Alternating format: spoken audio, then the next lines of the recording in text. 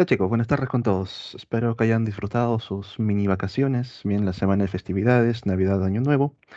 Pero bueno, ya tenemos que volver a las clases. Bien, entonces, continuando con el curso de biología, esta semana nos toca revisar lo que viene a ser sistema nervioso. Como hemos visto en clases anteriores, al momento que analizamos los sistemas, estos van de manera evolutiva, bien de los organismos más primitivos, los animales más primitivos, hasta los más desarrollados que involucran los mamíferos vertebrados. Bien, entre ellos el ser humano. Muchas gracias. Bien. Entonces, en el sistema nervioso no es la excepción. Vamos a ver un proceso evolutivo como el sistema nervioso aparece bien en unos organismos muy primitivos y poco a poco se va desarrollando y volviéndose cada vez más complejo. Entonces, lo primero que debemos saber es que a nivel del sistema nervioso en los organismos existen tres tipos. El llamado sistema nervioso de tipo reticular, llamado así porque forma redes nerviosas, el sistema nervioso de tipo ganglionar o segmentado, por la presencia de los ganglios cefálicos, ¿bien? Y los ganglios en el cuerpo, y el sistema nervioso encefálico, por el desarrollo de un encéfalo, ¿bien? Que viene a ser unas estructuras del sistema nervioso protegidas dentro de un cráneo, dentro de una cabeza. Los organismos, bueno, los animales más primitivos que nosotros conocemos vienen a ser las esponjas, los porífera. Recordar que estos organismos, a pesar de ser considerados organismos pluricelulares, se comportan como organismos colonia, bien trabajando cada lado de manera aislada. Trabajan por aquí, en conjuntos de células, por acá, con lo que estos organismos no forman tejidos, mucho menos van a formar órganos y en consecuencia no desarrollan sistemas. Bien. Los porífera no presentan un sistema nervioso. ¿Cuándo aparece por primera vez un sistema nervioso? A nivel de los nidarios, las medusas, las anémonas, las hidras. Estos organismos van a desarrollar el primer sistema nervioso que aparece, el llamado reticular o también conocido difuso. Bien, reticular, repito, por la formación de redes. En este sistema reticular no vamos a encontrar neuronas, vamos a encontrar protoneuronas, bien, que son sus predecesores. Estas protoneuronas van a responder directamente a los estímulos. El organismo recibe un estímulo por aquí, emite una respuesta, estímulo por acá, emite la respuesta. Bien, las protoneuronas directamente van a responder a los estímulos. No tienen un centro de procesamiento de estímulos para emitir una respuesta, como vienen a ser los ganglios, como viene a ser la parte encefálica o la parte medular. Bien, entonces todavía están en proceso de desarrollo. Aún así, a pesar de ser organismos muy primitivos, lograron desarrollar órganos de los sentidos, como por ejemplo a nivel de la medusa, bien, en la parte de la cabeza, esta estructura que tiene forma de paraguas se conoce como umbela. En la umbela, aparte de encontrar los tentáculos, vamos a encontrar unas manchas oscuras conocidas como ropalios. En esos ropalios vamos a ubicar a unas células conocidas como ocelos, los cuales actúan como fotorreceptores. No permite que las medusas puedan ver como lo hacemos nosotros, sino que va a permitirle identificar la luz de la oscuridad. Gracias a los ocelos, las medusas pueden saber cuándo es de día, cuándo es de noche. También en estos ropalios vamos a encontrar la presencia de otras células llamadas estatocistos. Bien, estos estatocistos en su interior van a presentar unos precipitados de carbonato de calcio, como si fuesen unas piedritas de carbonato llamados estatolitos. Entonces, los estatolitos en el interior del estatocisto siempre se dirigen por gravedad hacia abajo, lo que permite que el organismo cuando se inclina a un lado, se inclina al otro, los estatolitos van a ir siempre a una dirección, van a darle la georreferencia de cuál es arriba, cuál es abajo. Bien, permiten que mantenga el equilibrio y se conocen directamente como georreceptores. Estos georreceptores aparecen por primera vez a nivel de los nidarios y nosotros también lo presentamos a nivel de los oídos. Vamos a tener estatolitos y unas células similares a los estatocistos. Al momento que ustedes, por ejemplo, están echados, saben que están, digamos, inclinados. Cuando están de cabeza igual, por ahí, no sé, el carro se inclina un poco, tú también lo sientes, porque gracias a los estatolitos, bien, ellos le indican a la parte auricular cuál es arriba, cuál es abajo. Y esto también ustedes lo han experimentado, por ejemplo, cuando han ido a esos juegos tipo para girar, bien, tipo no recuerdo los nombres, chicos, tipo un trompo, donde empiezan a girar a altas velocidades y luego se bajan y están un poco mareados. ¿Por qué? Porque sus estatolitos por inercia todavía se siguen moviendo. Entonces a tu cuerpo le cuesta identificar cuál es arriba, cuál es abajo, hasta que poco a poco se van deteniendo y nuevamente regresas al equilibrio. Bien, entonces aparece por primera vez en la medusa y hasta el día de hoy, hasta, bueno, hasta nosotros lo tenemos. Del grupo de los nidarios vamos a pasar al grupo de los platelmintos, los gusanos planos como las planarias. En estos organismos se va a desarrollar el sistema nervioso de tipo ganglionar. Aparece por primera vez unos centros que se encargan de procesar los estímulos y emitir las respuestas. Aparecen los ganglios. En estos organismos van a desarrollar un par de ganglios en la zona cefálica. A partir de estos ganglios hacia el resto del cuerpo se desarrollan, bien, cuerdas nerviosas longitudinales, bien, y entre ellas cuerdas nerviosas transversales, lo cual va a permitir conectar a todo el cuerpo con los ganglios cefálicos. Por ello también decimos que estos organismos van a presentar una simetría nerviosa, bien, de tipo bilateral. Ahora, es un sistema ganglionar todavía muy primitivo, ya que el organismo, por ejemplo, al momento que recibe los estímulos, genera estímulos por aquí, esos estímulos viajan por las cuerdas nerviosas, llegan a la parte del ganglio cefálico, se procesa el estímulo, se emite la respuesta emplea la misma vía.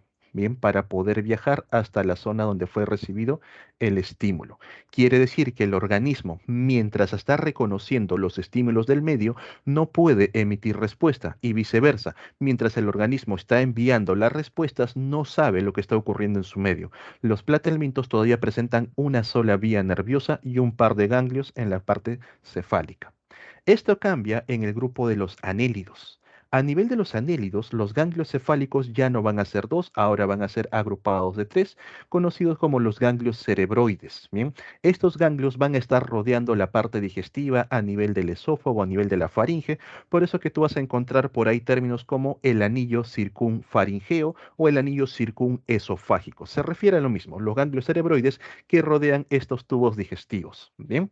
Luego, en el resto del cuerpo va a ir desarrollando ganglios por pares en cada lado del cuerpo hasta la parte final.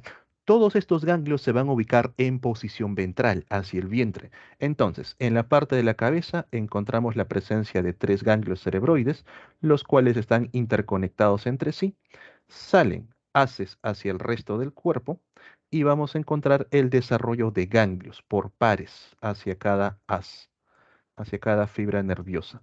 Estos ganglios, por supuesto, también están comunicados bien por cuerdas transversales. No solo eso, los anélidos, aparte de desarrollar una serie de ganglios por todo el cuerpo, desarrollaron una doble vía. ¿A qué me refiero? Estos organismos van a presentar unos nervios que únicamente se encargan de recibir información. A esos nervios se les conoce como los nervios aferentes o también conocidos como sensitivos. Vamos a colocarlo más chiquito. Ahí. Y presenta otros nervios que únicamente se encargan de emitir respuestas. Esos son los nervios eferentes o motores. Entonces, cuando el organismo recibe un estímulo, ¿bien? Ese estímulo va a llegar por los nervios aferentes o sensitivos, viaja hasta la parte del ganglio, puede ser los ganglios del cuerpo, pueden ser los ganglios cerebroides. En los ganglios se procesa la información y se emite la respuesta. Y la respuesta viaja por los nervios eferentes o motores hasta los músculos que van a realizar la acción. Entonces, el organismo constantemente puede saber lo que ocurre en su medio y a la vez puede ir emitiendo respuestas. Este proceso evolutivo que desarrollaron los anélidos, de ahí en adelante todos los organismos lo presentan. Incluso nosotros tenemos esa doble vía nerviosa.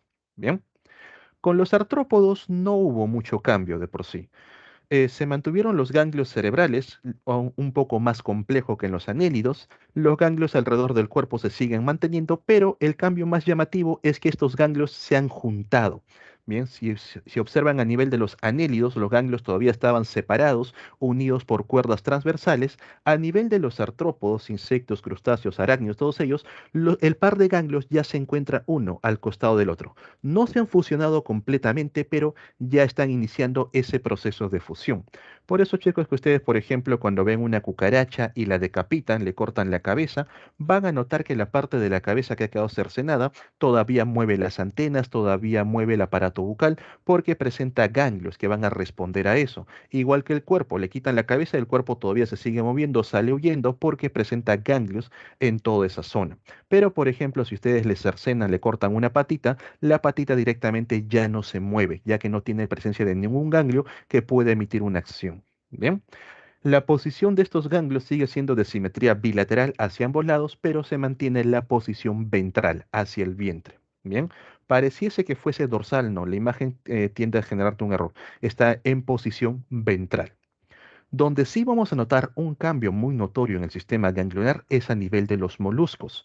En los moluscos ya los ganglios no están repartidos por todo el cuerpo, sino que se han agrupado en tres posiciones específicas y se han vuelto mucho más complejos. Tenemos ganglios en la parte cerebroide, controlando la parte de la cabeza, la parte cefálica. Tenemos ganglios pedales, controlando el pie, el movimiento. Y tenemos ganglios viscerales, controlando las funciones de las vísceras. Bien.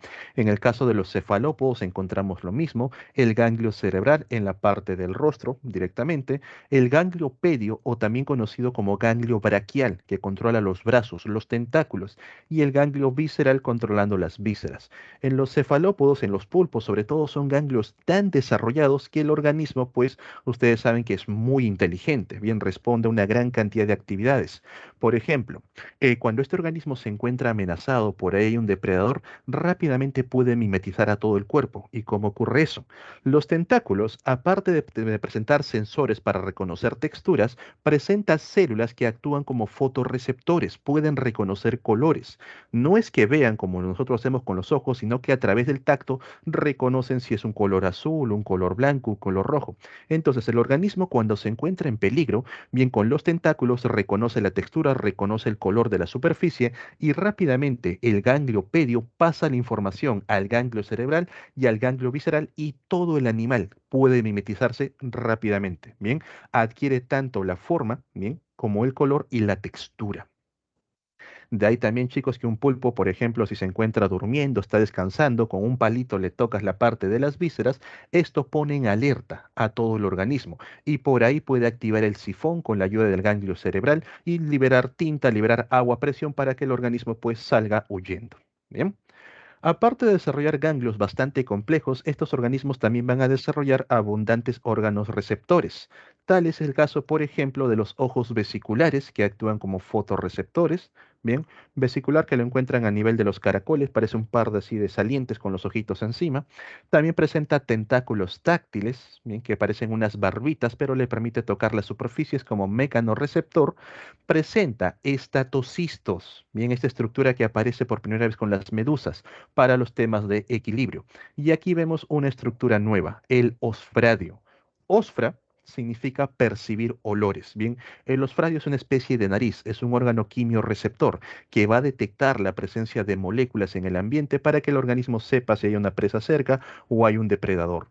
Por si acaso, la acción que nosotros hacemos al oler no depende directamente del aire, sino depende de las partículas que están presentes en el aire, las cuales llegan al olfato y activan nuestro sistema olfatorio. En el caso de organismos marinos, ellos también pueden oler. Bien, cuando hay partículas presentes en el agua, estas partículas llegan a sus quimiorreceptores y van a detectar el olor de un depredador, el olor de una presa, los cambios también de los tipos de agua. Bien. Entonces, en los moluscos vamos a ver este tipo de disposición ganglionar, agrupado en tres centros y el desarrollo de órganos receptores. A nivel de los equinodermos, recordad que los equinodermos presentan una simetría pentarradial. El cuerpo está dividido en cinco segmentos, pero unidos de manera concéntrica. Bien. El sistema nervioso también presenta dicha simetría pentarradial, desarrollando en el centro del organismo un anillo nervioso periesofágico que rodea al esófago y hacia cada uno de los cinco lados desarrolla nervios radiales. Lo vamos a encontrar directamente en las estrellas, en cada uno de sus brazos, y en el caso de los equinodermos, esta es una gráfica de lo que viene a ser el sistema acuífero, pero es de manera similar el sistema nervioso, con el anillo bien nervioso en el centro y hacia cada uno de los cinco lados los nervios radiales. Por si acaso, el sistema nervioso radial sigue siendo parte del sistema nervioso ganglionar. Los ganglios han cambiado de forma, nada más. Bien, simplemente se llama radial por la disposición. Bien, chicos, hasta aquí. ¿Alguna duda, alguna consulta respecto a estos dos sistemas nerviosos, reticular y ganglionar?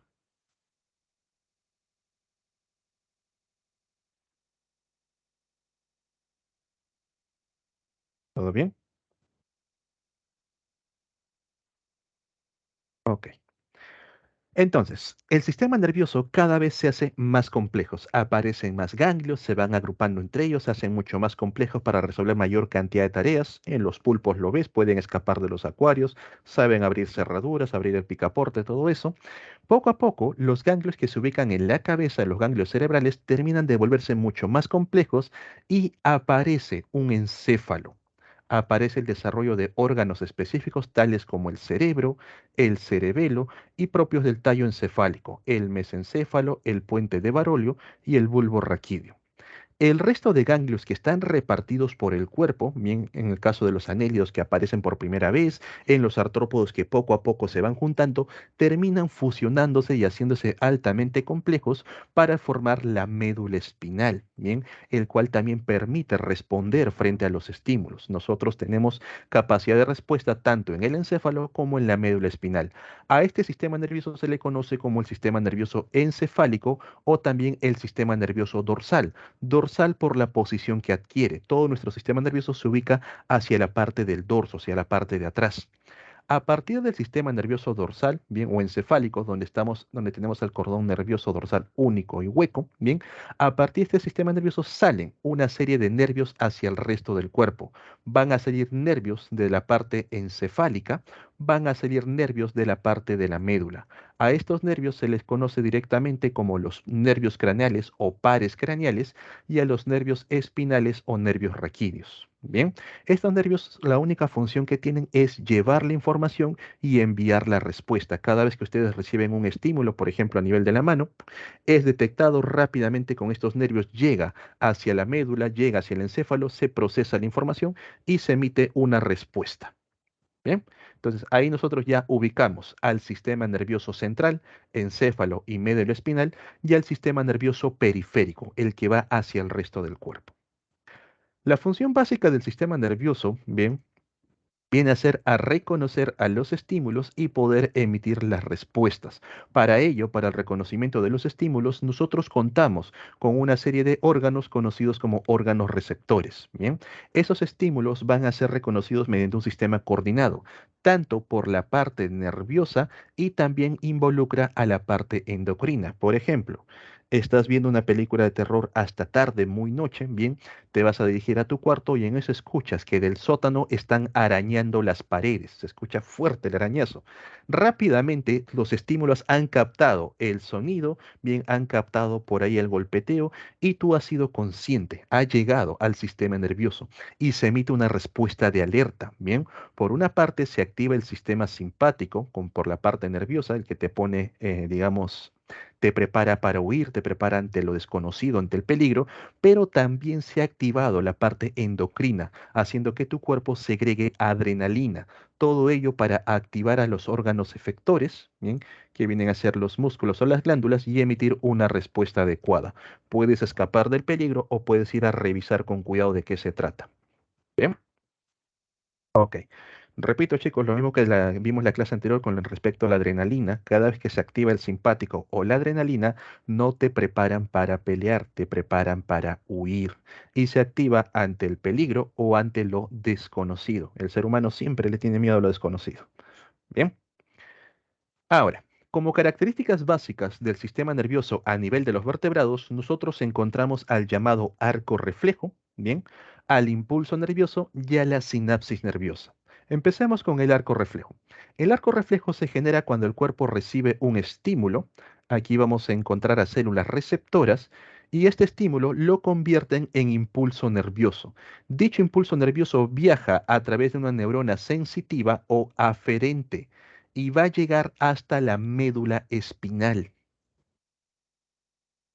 A nivel de la médula espinal va a ocurrir un proceso de sinapsis. ¿Qué es eso?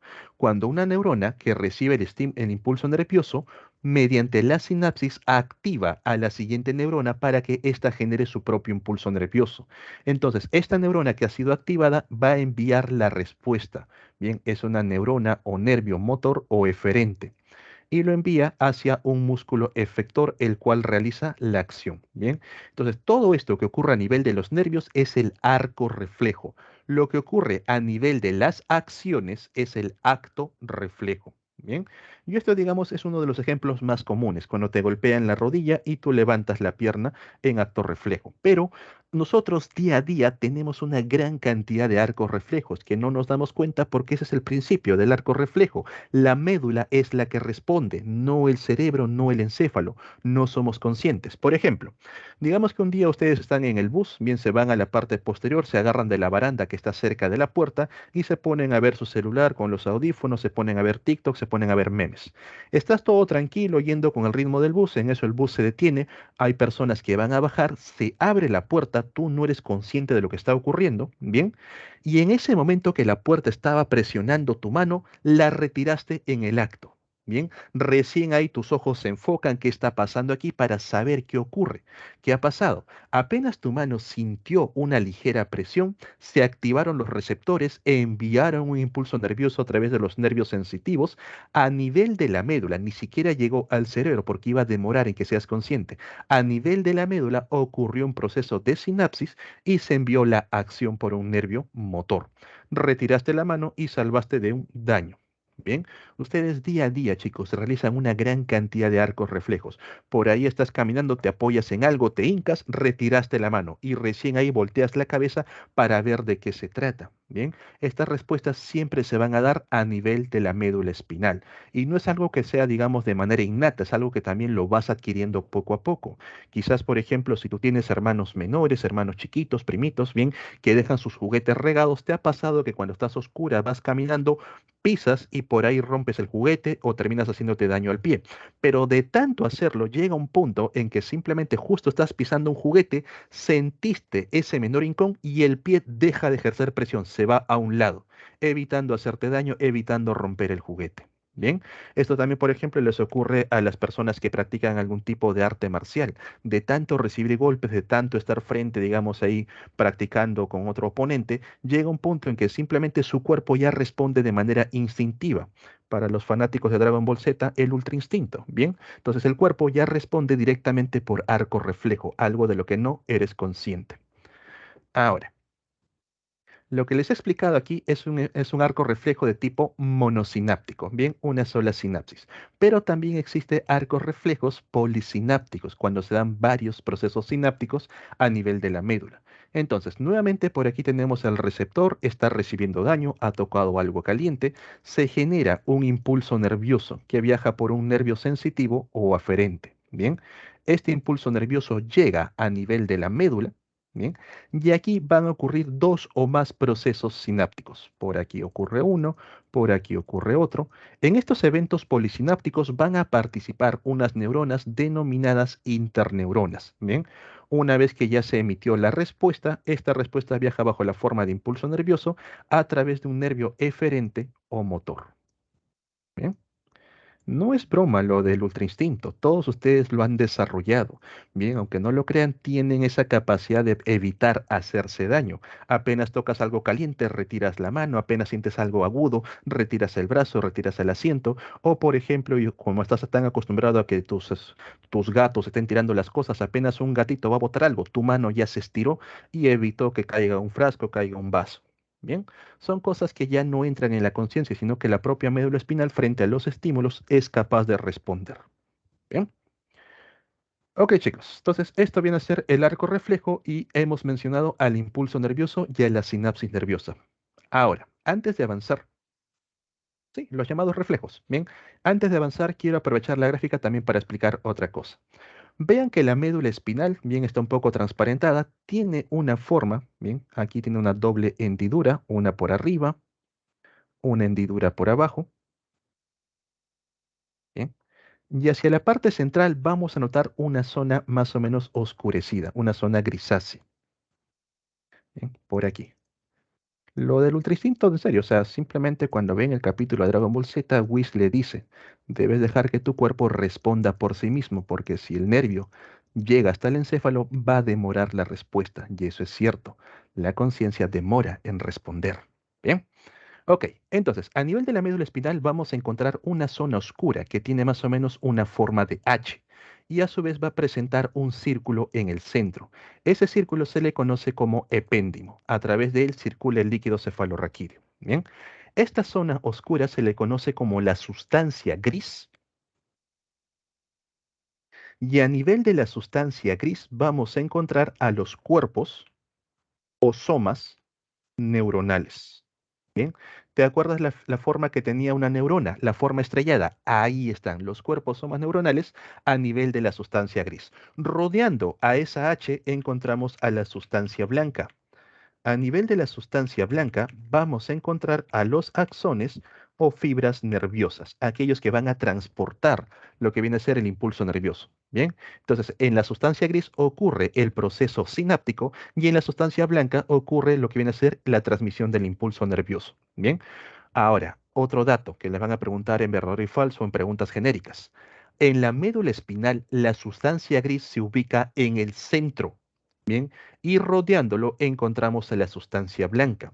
En cambio, en el encéfalo es al revés. La sustancia gris se encuentra de manera periférica y la sustancia blanca se encuentra hacia el centro. Bien, tener mucho cuidado que por ahí van a tratar de hacer que te equivoques. Bien, entonces, a nivel de la médula, acuérdense del H, ahí está la sustancia gris y rodeándolo la sustancia blanca. En el encéfalo es al revés, sustancia blanca alrededor, perdón, sustancia gris alrededor y sustancia blanca al centro. Bien. Ok, ahora, entendamos más de cerca en qué consiste un impulso nervioso y qué cosa es la sinapsis nerviosa. Bien, para entender el impulso nervioso nos vamos a los axones, porque es ahí donde se transmite. Entonces, aquí tenemos el cuerpo de una neurona, aquí está el cuerpo soma, bien, aquí están los axones y tenemos los botones terminales, bien, donde va a ocurrir la sinapsis. Nos centramos en el axón. Para empezar, un axón cuando se encuentra en reposo, bien, punto número uno, este axón se encuentra polarizado. Bien, la membrana está polarizada. ¿Qué significa eso? Cuando analizamos de cerca al axón, vamos a notar que la membrana en la parte interna tiene cargas negativas, mientras que en la parte externa presenta cargas positivas. Entonces tiene polos, polos positivos hacia afuera, polos negativos hacia adentro. Es una membrana polarizada. Bien, es un axón polarizado. A nivel de estos polos, bien, en cada uno de ellos hay un punto de intercambio, un punto donde se van a estar los canales iónicos, canales que permiten intercambiar sodio, permiten intercambiar potasio, bien. Cada uno de ellos representa a un canal iónico. Entonces, para que inicie el impulso nervioso, lo primero que tenemos que hacer con esta membrana polarizada es cambiar la carga, que la carga positiva no esté afuera, sino esté adentro. Y para eso ingresa sodio. Bien, el sodio entra. Recuerda que el sodio es positivo.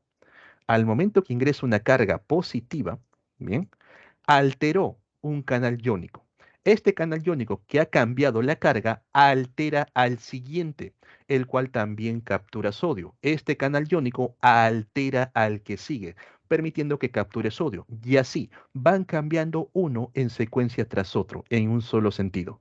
Se cambió este primero, alteró al siguiente, este a su vez al siguiente canal y así, punto por punto, van cambiando, lo que inicia la propagación del impulso nervioso. Bien, como has alterado la carga, la membrana que estaba polarizada se acaba de despolarizar.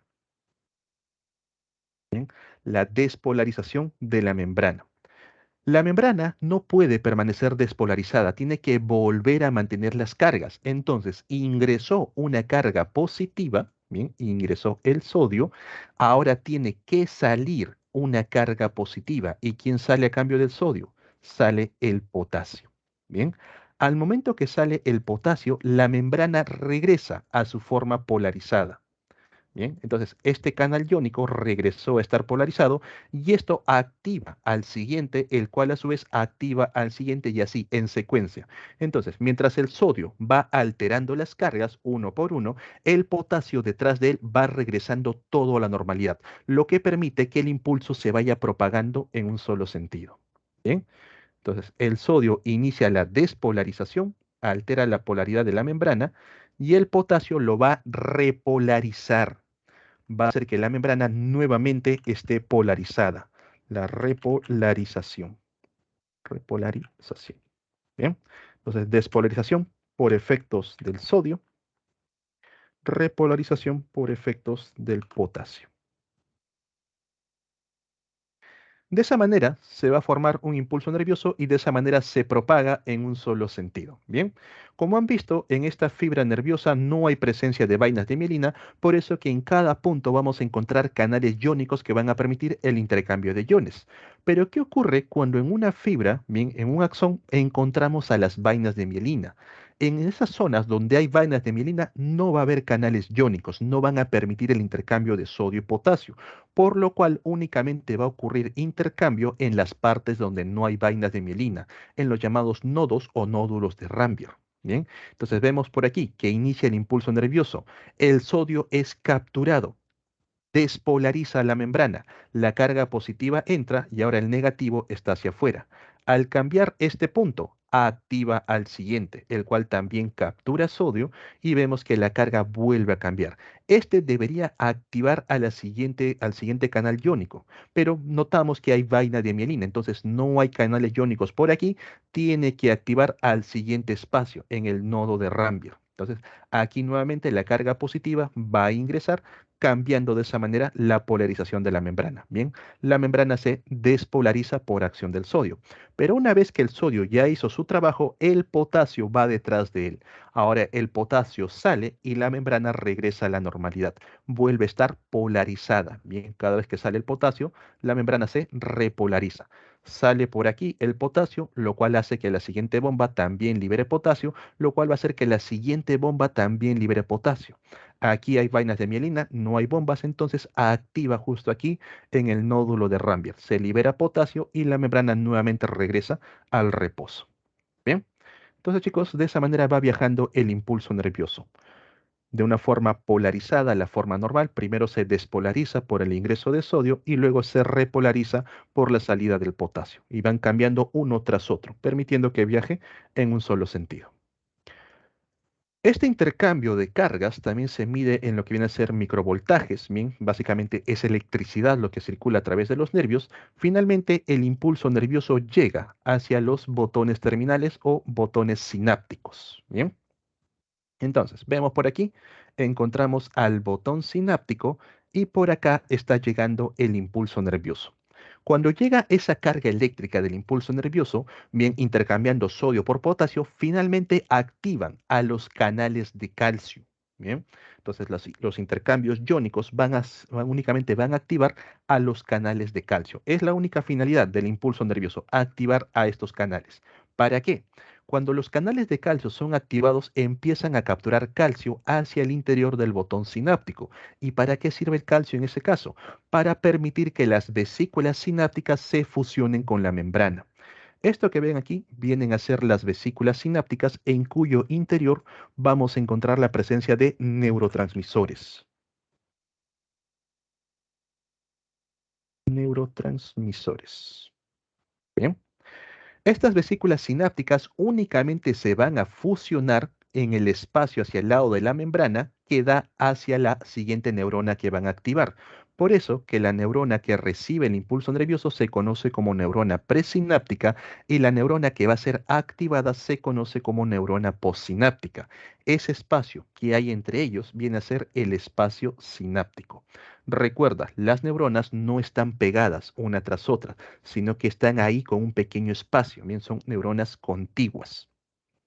Ok, entonces, llegó el impulso nervioso, activó las bombas de calcio, se capturan iones calcio y gracias a eso las vesículas sinápticas se fusionan con el lado de la membrana que da a la neurona postsináptica. Pregunta de examen. Los neurotransmisores, cuando son liberados, no ingresan a la neurona postsináptica. Ningún neurotransmisor es capturado por la neurona postsináptica. Estos neurotransmisores se unen bien a canales iónicos que están aquí, presentan receptores y al momento que se unen a estos canales iónicos activan a estos canales, que pueden ser, por ejemplo, la bomba de sodio y potasio. Una vez que este canal ha sido activado, captura sodio, profe, ¿para qué? porque al momento que captura sodio genera su propio impulso nervioso. Bien, entonces el impulso nervioso no viaja de una neurona a otra. El impulso nervioso se desarrolla en una neurona, llega al botón terminal y permite activar a la siguiente neurona para que ella forme su propio impulso nervioso. Los neurotransmisores, una vez que cumplieron su función, son recapturados por los botones sinápticos. Bien, jamás bajo ninguna manera entran en la neurona postsináptica.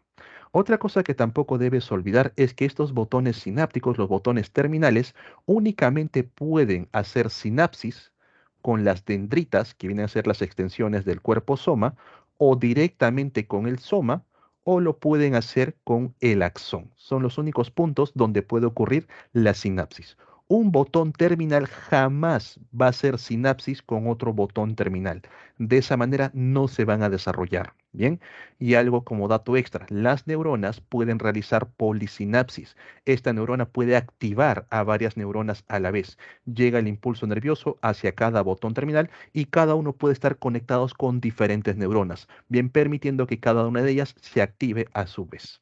¿Ok? Entonces, a manera de repaso, aquí tenemos a la célula presináptica y aquí está la neurona postsináptica, bien, con el espacio sináptico. En algunos textos también lo encuentran como espacio intersináptico, es lo mismo. Llega el impulso nervioso, bien, llega estas bombas de sodio-potasio alternando, activan a los canales de calcio, bien, activados por el voltaje, por la diferencia iónica de cargas. Los canales de calcio capturan calcio y gracias a eso las vesículas sinápticas con los neurotransmisores se fusionan en la membrana. Bien, una vez que se fusionan en la membrana, los neurotransmisores se liberan al espacio sináptico y los neurotransmisores no ingresan en la célula postsináptica, sino que van a activar a los canales iónicos que presenta la célula postsináptica y estos canales capturan sus propios iones, capturan sodio, por ejemplo, e inician su propio impulso nervioso. Bien, entonces chicos, esto vendría a ser impulso nervioso y sinapsis nerviosa. ¿Quedaría alguna duda, alguna consulta?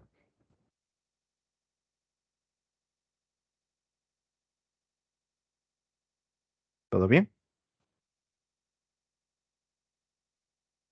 Ok. Ahora, veamos un poco más de cerca la anatomía del sistema nervioso. Bien. Entonces, como sabemos, el sistema nervioso se divide en la parte conocida como el sistema nervioso central, el cual involucra al encéfalo y a la médula espinal.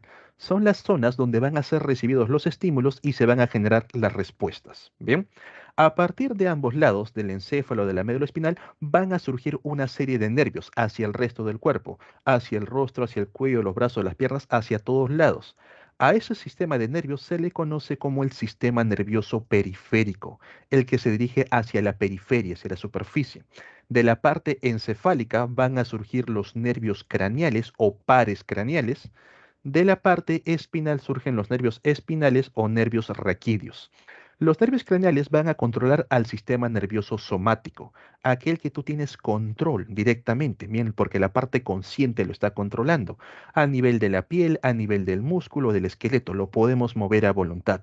En cambio, los nervios espinales controlan el sistema nervioso visceral, donde nosotros no tenemos control alguno. Por ejemplo, el músculo liso, que está presente en el sistema digestivo. Tú a lo mucho controlas el masticado y el tragar el alimento, pero desde el esófago hasta que sale por el ano no tienes control alguno. Tus propios nervios espinales se encargan de los movimientos peristálticos. Controla al miocardio. Tú no puedes hacer que tu corazón lata más fuerte, lata más rápido o deje de latir a voluntad, sino que tiene su propio sistema de nervios. Y también, por supuesto, las glándulas. Tú no puedes sudar a propósito o dejar de hacerlo si es que quieres. Aquí también vamos a encontrar al sistema simpático y al parasimpático, los cuales el simpático te activa frente a situaciones desconocidas, situaciones de peligro, y el parasimpático te regresa al equilibrio. Bien, entonces es muy importante diferenciar el sistema nervioso central, encéfalo, médula espinal, donde se procesa la información, se emiten las respuestas, y el periférico, que son la red de nervios que van hacia el resto del cuerpo. Los craneales, donde tú mantienes el control, y los espinales, donde básicamente no tienes control alguno. Bien. Otro punto importante del sistema nervioso humano es la embriología, cómo se va desarrollando desde que estás en el vientre, desde la fecundación. A las pocas semanas de vida, si no me equivoco, entre las 8 o 14 semanas, ya empieza el desarrollo de un sistema nervioso. No es que seas consciente todavía, pero ya inicia sus procesos de recepción. Empieza con el desarrollo de un tubo neural, llamado tubo porque presenta un vacío por el centro. A partir de ese tubo neural se van a desarrollar primero las vesículas primarias, luego surgen las vesículas secundarias, dando finalmente la formación de los órganos, bien, del sistema nervioso central. Para evitar complicarte la vida en esta parte del sistema nervioso central, nosotros nos vamos a guiar por el mesencéfalo. El mesencéfalo nunca cambia de nombre, se encuentra siempre en el medio. Vean, en las vesículas primarias, uno hacia adelante, uno hacia atrás. En las secundarias, dos hacia adelante, dos hacia atrás. Y cuando se desarrollan los órganos, tres hacia adelante, tres hacia atrás. Bien, el mesencéfalo va a ser su punto de partida. Él está presente de igual manera en todo el desarrollo. Mesencéfalo, mesencéfalo y mesencéfalo. Bien. ¿Y por qué recibe el nombre de mesencéfalo? Ahí aplicamos el prefijo mesos, que significa medio. ¿Te acuerdas de Mesopotamia, pótamos, ríos, en medio de dos ríos? En este caso, mesencéfalo, en mitad de todo el encéfalo. Bien. En cuanto a las vesículas primarias, no es muy complicado. Hacia adelante, pro. Bien, ahí tienes al proencéfalo. Hacia atrás tienes al romboencéfalo, llamado así por la forma romboide que presenta esta estructura. Bien, proencéfalo y romboencéfalo, para que no te equivoques. En las secundarias sí vas a tener más nombres, pero tranquilo, los prefijos te vuelven a ayudar. Lo más extremo que tenemos hacia la frente, hacia lo más extremo, el telencéfalo del prefijo telio, extremo. ¿Te acuerdas de los telescopios para ver lo más lejos posible? Ahí está el prefijo telio, ¿bien? Telencéfalo, lo más extremo que hay. Luego, dentro, entre el telencéfalo y el mesencéfalo, el prefijo dien, adentro de algo, ¿bien? Ahí surge el diencéfalo. Llegamos al mesencéfalo, que es la mitad, y si pasamos la mitad, si estamos más allá de algo, más allá, prefijo es meta. ¿Te acuerdas de la metafísica? Más allá de lo físico. Bien, en este caso, el metancéfalo. Bien, más allá de la mitad de las vesículas. Por último, tenemos al mielencéfalo. El prefijo mielo significa médula, porque justo el mielencéfalo está unido a la médula espinal. Bien, es lo que continúa. Entonces, chicos, no espero que no tengan ninguna confusión aprendiéndose bien los prefijos que nos ayudan. Lo más extremo, telencéfalo. Entre ambos, adentro de diencéfalo. Más allá de la mitad, el metaencéfalo. Bien. Y por último, cercano a la médula espinal, médula mielo, el mielencéfalo. En cuanto a los órganos que se desarrollan, también los reconoces por lo mismo. ¿Qué es lo más extremo que tenemos? Los hemisferios cerebrales. Ellos surgen del telencéfalo. Dentro de los hemisferios cerebrales, ¿qué vamos a encontrar? Al tálamo y al hipotálamo. Ahí tienes al prefijo dien, dentro de. Ubicamos nuevamente al mesencéfalo y pasando del metencéfalo, bien, el cerebelo, el puente, están justo más allá de la mitad. Y ya junto a la médula espinal encontramos al bulbo raquídeo o también conocido como médula oblonga. Bien, entonces, ¿qué preguntas te pueden hacer en esta parte? Por ejemplo, una persona no ha desarrollado correctamente el tálamo.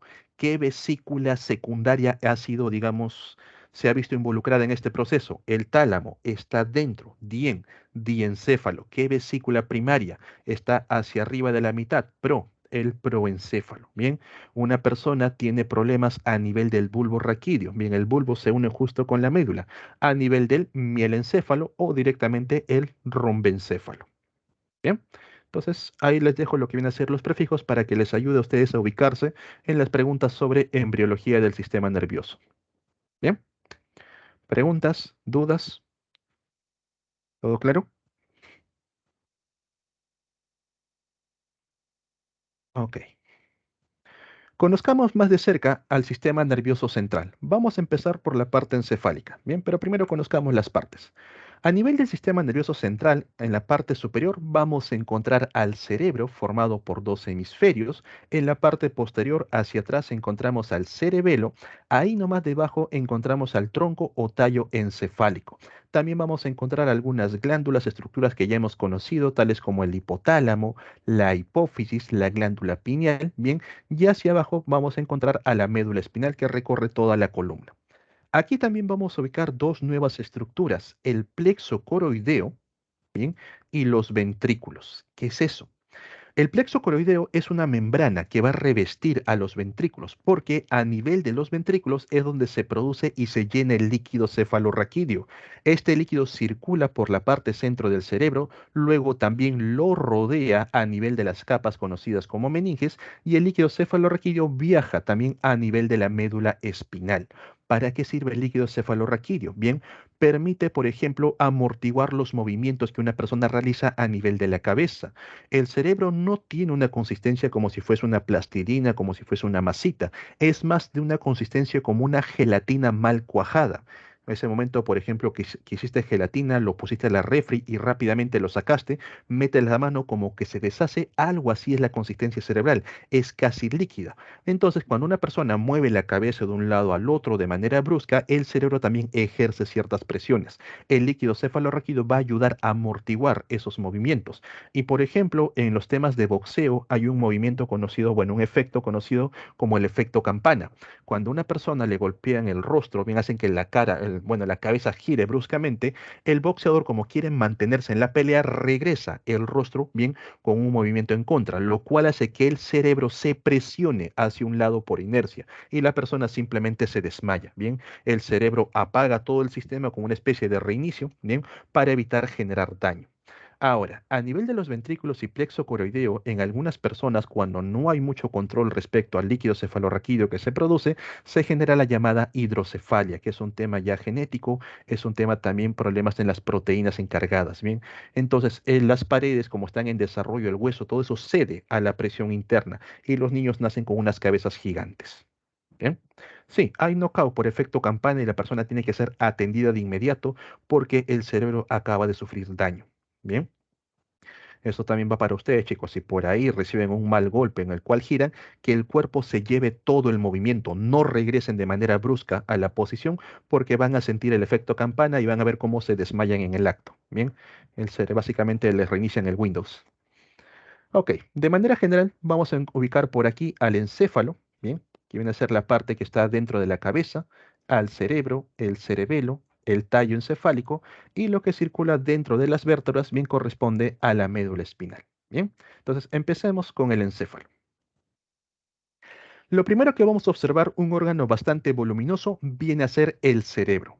A nivel del cerebro de cada hemisferio vamos a notar la presencia de cisuras, los cuales permiten separar al cerebro en cuatro lóbulos. Tenemos a la cisura de Silvio, llamada así por un famoso médico, la cisura de Rolando, llamado así por un cantar de gesta. Ustedes conocen el cantar del Mio Cid. También existe el cantar de Rolando, que partió una montaña con su espada. Ahí se le colocó el nombre y tenemos la cisura parieto-occipital. La cisura de Rolando permite separar al lóbulo frontal, el que está en la frente, con el lóbulo parietal, el que se encuentra por arriba de la cabeza. Ahí encontramos a la cisura de Rolando. ¿Sí? Acá. La cisura de Silvio permite separar al frontal y el parietal del lóbulo temporal, el que se encuentra a la altura de los oídos. Y la cisura parieto-occipital, su propio nombre lo indica, permite separar al lóbulo parietal del lóbulo occipital. Bien, entonces tenemos cuatro lóbulos a nivel del cerebro. Ahora, es bien sabido por muchos, incluso ya como un mito, de que los hemisferios cerebrales controlan las manos viceversas, que mi hemisferio derecho controla mi mano izquierda, que el hemisferio izquierdo controla la mano derecha, lo cual es cierto. También se menciona que el hemisferio izquierdo es el hemisferio lógico-matemático, el hemisferio del razonamiento. Mientras que el hemisferio derecho es el hemisferio creativo, el hemisferio básicamente del arte y todo eso, lo cual es cierto hasta cierto punto, ¿bien? No es completamente así. No es que únicamente yo razono con la parte izquierda, no es que únicamente imagino con la parte derecha. Ambos hemisferios están conectados e intercambian información continuamente gracias a la existencia del llamado cuerpo calloso, que está por aquí. Y los hemisferios no se restringen en cuanto a los procesos lógicos matemáticos, en cuanto a los procesos creativos. Bien, ¿y esto cómo se sabe? Gracias a las guerras. A nivel de las guerras, algunos soldados regresaban con balas incrustadas en la cabeza, se hacía todo lo posible por salvar a la persona y tuvieron que arrancar hemisferios completos. Bien, entonces notaron que a un soldado, por ejemplo, le quitaron el hemisferio derecho y básicamente el hemisferio izquierdo realizaba todas las funciones. Bien, asumió todo el control, tanto de la parte lógico-matemático como de la parte creativa y también el control de ambas manos. Entonces, no está limitado a un hemisferio. No es que me quito el hemisferio izquierdo y ya no puedo sumar, no puedo rezar, sino que el otro hemisferio se va a encargar de todo el proceso. Están completamente comunicados. Correcto, se va adaptando. Lo que sí han notado, y esto se debe a ciertos estudios médicos, es el tema con el cuerpo calloso. Cuando una persona perdía uno de los hemisferios, el otro se encargaba completamente de todo. Era el único que mandaba. Pero en algunas personas, por temas genéticos, bien, o por temas cancerígenos, tuvieron que retirar el cuerpo calloso. Y al momento de hacerlo y dejar los dos hemisferios, la persona no tenía control sobre sí, ya que cada hemisferio quería controlar las acciones y no había coordinación entre ellas. ¿Qué tuvieron que hacer? Sacrificar a uno de los hemisferios, bien. Es todo un tema también legal, lo pueden ver en Netflix, no recuerdo el nombre de la serie, chicos, pero tiene que ver con los casos médicos y hay uno que trata exactamente de eso, del cuerpo calloso. ¿Qué hicieron? Sacrificar uno de los hemisferios y que el otro hemisferio tome el control absoluto para evitar esa descoordinación. Bien, entonces, de forma general, se asume que el hemisferio izquierdo tiene la parte de razonamiento lógico-matemático, el derecho la parte artística creativa, pero no están limitados, ya que entre ambos se comunican a través del cuerpo calloso.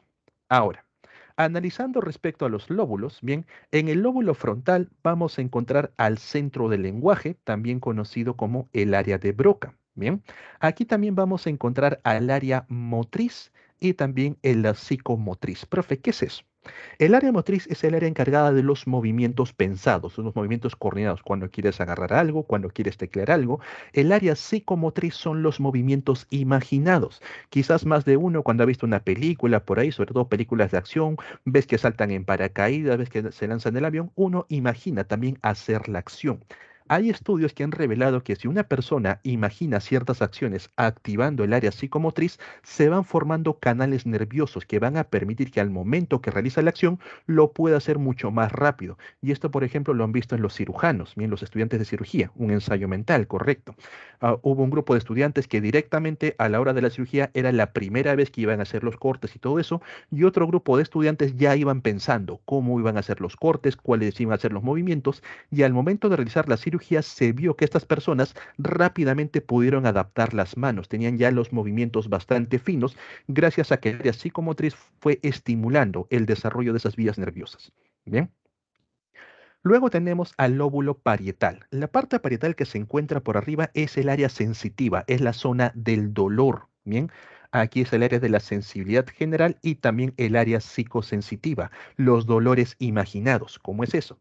Vamos con el área sensitiva general. Cuando ustedes, por ejemplo, son conscientes de que una zona por ahí te ha atravesado un clavo, ha sufrido un corte, rápidamente el área sensitiva empieza a estimular la sensación de dolor para ponerte de alerta. Pero alguna vez también te ha pasado que te has cortado y ni te has enterado. Por ahí estás sangrando del dedo, estás sangrando del brazo y ni siquiera te duele porque no eres consciente. Hasta que alguien te avisa, oye, estás sangrando, recién te fijas y recién inicia el dolor. El lóbulo parietal empieza a estimular las sensaciones en ese punto. Bien. ¿Qué ocurre con la psicosensitiva? Ustedes, por ejemplo, han visto esos juegos de ferias científicas donde colocan a una persona, lo sientan, ponen su mano debajo de la mesa y al costado colocan un guante. Y entonces la persona va tocando un dedo tras otro, toca el dedo de la persona, toca el dedo del guante, así, bien, repetidas veces, hasta que llega un punto en que ya no le toca la mano a la persona, únicamente toca el guante y la persona siente, está siendo consciente de que le están tocando el índice, le están tocando el anular y de la nada la otra persona saca un martillo, golpea el guante y esta persona en acto reflejo retira la mano y se empieza a sobar porque le ha dolido. Ahí se activó el área psicosensitiva. Bien, entonces son dolores imaginados que uno también puede percibir. Luego tenemos el área, el lóbulo occipital, en donde vamos a encontrar a los centros de procesamiento de las imágenes, el área visual y el área psicovisual. Ustedes, por ejemplo, al momento que los ojos van mandando la información, el lóbulo occipital es el que se encarga de traducir esa información para que el cerebro lo entienda. Bien. De ahí que si ustedes alguna vez se han golpeado justo esa parte del lóbulo occipital, un mal golpe, van a ver que por un rato, un segundo, un par de segundos, toda la imagen se puso negro y luego regresó la luz. Y ustedes malinterpretan pensando que los ojos estaban parpadeando, que estaban fallando, lo cual es falso. Los ojos no dejaron de enviar información, solamente que el lóbulo occipital, al ser dañado, básicamente se reinició, dejó de procesar información mientras se recuperaba del golpe. De ahí también, por ejemplo, han visto en algunos dibujos animados que cuando les golpean la cabeza empiezan a ver estrellitas y te puede parecer ficticio todo lo que quieras, pero es real. Si tú recibes un golpe en el lóbulo occipital, es muy común que empieces a ver destellos, como pequeñas estrellitas, porque está mal interpretando la información y el cerebro no lo puede procesar correctamente. Con el área psicovisual tiene que ver con las imágenes o las, digamos, cuando tú cierras los ojos puedes imaginar escenarios, puedes imaginar a personas que extrañas, todo ello, bien que está en la parte imaginada, que puedas visualizar, ahí tenemos al área psicovisual. Bien, de ahí también cuando unas personas sufren de alteraciones mentales es muy común que tengan alucinaciones, que empiecen a interactuar con otras personas que realmente no existen, pero ellos lo están viendo, porque su lóbulo occipital lo está procesando, que ahí hay alguien. Por último, llegamos al lóbulo temporal. Al nivel del lóbulo temporal, que se encuentra justo a la altura de los oídos, vamos a interpretar la información que llega de la parte auditiva y la psicoauditiva. Entonces, cuando tú estás presente, por ejemplo, por ahí conversando con alguien, están hablando en tu mismo idioma a través del mismo canal, eso lo ven en el lenguaje, tu área auditiva lo puede procesar, lo puedes interpretar correctamente y mantener el lenguaje. Bien, ahí está el centro de comprensión de las palabras habladas. Pero si una persona te habla en un lenguaje extraño que tú no entiendes, el aura auditiva no lo puede procesar y el resto de áreas se empiezan a activar. Se activa el área motriz, realizas movimientos para tratar de pedir ayuda o tratar de ver de qué está hablando. Se activa el área visual para más o menos visualizar los gestos que hace la persona para ver qué es lo que te quiere expresar, porque tu área auditiva no puede procesar dicho canal. Bien, el área psicoauditiva básicamente son Ay, se me fue la palabra, son los sonidos que uno imagina. Por ejemplo, tú has visto, digamos, en Facebook, en redes sociales, esos memes donde sale una frase típica de un personaje y sale el personaje y en tu mente puedes leer esa frase con la voz del personaje. Ahí estás usando el área psicoauditiva. O, por ejemplo, cuando en tu mente puedes cantar canciones en otro idioma, en tu mente se escucha muy bien, muy bonito, completamente coordinado y pronunciado, pero al momento que quieres cantarlo te salen unos gallos, no pronuncias correctamente las palabras porque hay una diferencia en cuanto a la comprensión de las palabras, digamos, a nivel mental y ya expresarlo. Bien, entonces ahí pueden ver las partes psico. Cuando ustedes se encuentran sugestionados, cuando están, digamos, han visto una película de terror o están pasando por un cementerio a medianoche completamente solos, escuchas pasos y todo eso te sugestionas, los lóbulos activan las áreas psico. Se activa lo psicomotriz, se activa la psicosensitiva. Por ahí sientes que te empujan, por ahí sientes que te tocan, por ahí se activa el área psicovisual. Empiezas a ver cosas donde no hay y por supuesto la psicoauditiva, imaginando cosas que no están pasando. A todo esto, profe, ¿dónde se ubica el área que procesa la parte del olfato? El olfato es un órgano que ha sido, digamos, desarrollado de manera tan primitiva para la supervivencia que no se encuentra, digamos, específicamente a un solo lóbulo. El olfato lo vamos a encontrar entre varios, principalmente en el lóbulo temporal, pero también abarca un poco del lóbulo parietal y del lóbulo frontal. Con el occipital, nada que ver. Es por eso que hay algo que tú no has notado y que te ocurre en los conciertos en las discotecas. Cuando estás frente a una gran cantidad de bulla, el olfato se desactiva. Estás en plena discoteca con tus amigos, full bulla por aquí, full bulla por allá, y no notas el olor a trago, no notas el olor a cigarro, el olor a sudor, el olor de los baños que están apestando, hasta que por ahí sales a la calle, ya va acabando la fiesta y poco a poco ya empiezas a notar estos olores, el olor a alcohol, el olor a cigarro. Bien, ¿por qué? Como es el lóbulo temporal el que procesa tanto el sonido y también la parte principal del olfato, como estás recibiendo demasiada bulla, se centra en eso y ya no percibe los estímulos que vienen a pan de la nariz. Bien, lo pueden probar, chicos. Si tienen por ahí alguna que otra fiesta, un quinceañero, van a notar que poder olfatear algo es más difícil cuando hay mucha bulla, porque el lóbulo temporal está ocupado procesando los sonidos. Bien. Entonces, esto nosotros encontramos a nivel del cerebro, los cuatro lóbulos, los dos hemisferios y el cuerpo calloso. Bien. Pasamos un poco más allá del cerebro y ahora nos ubicamos a nivel del tálamo y el hipotálamo. El hipotálamo ya lo hemos mencionado en clases anteriores respecto a que es un centro, es un órgano de control, pero vamos a hacer hincapié en qué es lo que realmente controla. Atentos por aquí. El hipotálamo va a ejercer un control directamente sobre la ingesta de alimentos, ¿bien? Los alimentos tanto sólidos como líquidos, la sensación de hambre, también involucra la sensación de sed. El hipotálamo controla también lo que viene a ser la temperatura corporal. Hay personas que pueden estar con una temperatura más allá de lo normal o más bajo de lo normal y no es un tema tal vez de circulación, profe, que el corazón tiene baja presión o alta presión, sino es un tema del hipotálamo, porque aparte de controlar la temperatura, controla la presión sanguínea. Esto, por ejemplo, también es casos muy comunes en las señoritas, cuando ya empiezan, digamos, la etapa sexual y empiezan a utilizar estas píldoras que actúan como hormonas, pueden alterar en cierto nivel la función del hipotálamo, de ahí que te presenten temperaturas muy cálidas o muy frías. Ya el propio ginecólogo y también el endocrinólogo tiene que recetarles algo bien más favorable. A su vez, el hipotálamo también controla lo que viene a ser el sueño, bien, junto con la glándula pineal que viene a ser la hormona, y también controla lo que viene a ser el impulso sexual. ¿No? Ahí. ¿Ok? Entonces, todo eso controlado por el hipotálamo. Acá. Bien. El tálamo, por su parte, es un órgano filtro. El tálamo permite filtrar.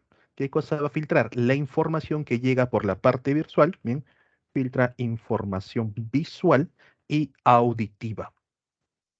Ustedes, por ejemplo, en este momento están viendo tal vez la pantalla, se pueden estar centrando directamente en las imágenes, pueden estar centrándose en la cámara, bien, pero de alguna manera, gracias al tálamo, ustedes pueden enfocarse en algo. Bien, los ojos reciben una gran cantidad de información, está tu pantalla, está el teclado, por ahí puedes tener familiares cercanos, las mascotas moviéndose, entonces tú vas saltando de un punto a otro, únicamente en un punto enfocado, gracias al tálamo. Lo mismo ocurre con la parte auditiva, reciben una gran cantidad de sonidos. Si quieres, pruébalo. Abre varias páginas de YouTube, pon músicas distintas en cada uno e intenta concentrarte en más de uno. No vas a poder, profe, yo sí puedo. No, estás saltando rápidamente de un punto a otro, pero realmente no te concentras en uno, en más de uno. Bien, entonces vas pasando de uno en otro porque el tálamo va a filtrar dicha información. Igual, por ejemplo, cuando se encuentran en la calle, hay bastante bulla de los carros, de la gente, están conversando con una persona, pueden conversar con completa tranquilidad porque el resto de los sonidos son ignorados gracias al tálamo. De ahí también, por ejemplo, si están en la discoteca probando el olfato, también pueden probar el tálamo. Pónganse a grabar bien mientras van cantando su canción favorita, canten en grupo, canten en coro. Vas a notar que en ese momento tú eres capaz de diferenciar la música de la banda, la voz de tus amigos y todo suena bonito. Estás ahí grabando. Cuando llegas a tu casa y quieres subir ese video, vas a ver que todos los sonidos se escuchan demasiado horribles porque están uno sobre otro, ya que tu celular no cuenta con un tálamo, el celular no ha filtrado los sonidos, sino que directamente los ha solapado uno sobre otro. Bien, entonces el tálamo es un órgano filtro. El SAR, ¿a qué te refieres con el SAR? A veces me colocan términos médicos, chicos, recuerden que soy biólogo, no soy médico. Hay términos que no he escuchado. ¿A qué te refieres con el SAR? ¿Qué es el SAR? El sistema de activación reticular, SARA. Bien. De por sí, el SARA va a actuar a nivel del cerebro, directamente del cerebro. Bien, es SARA, no SAR. Bien, pero el tálamo está previo a eso.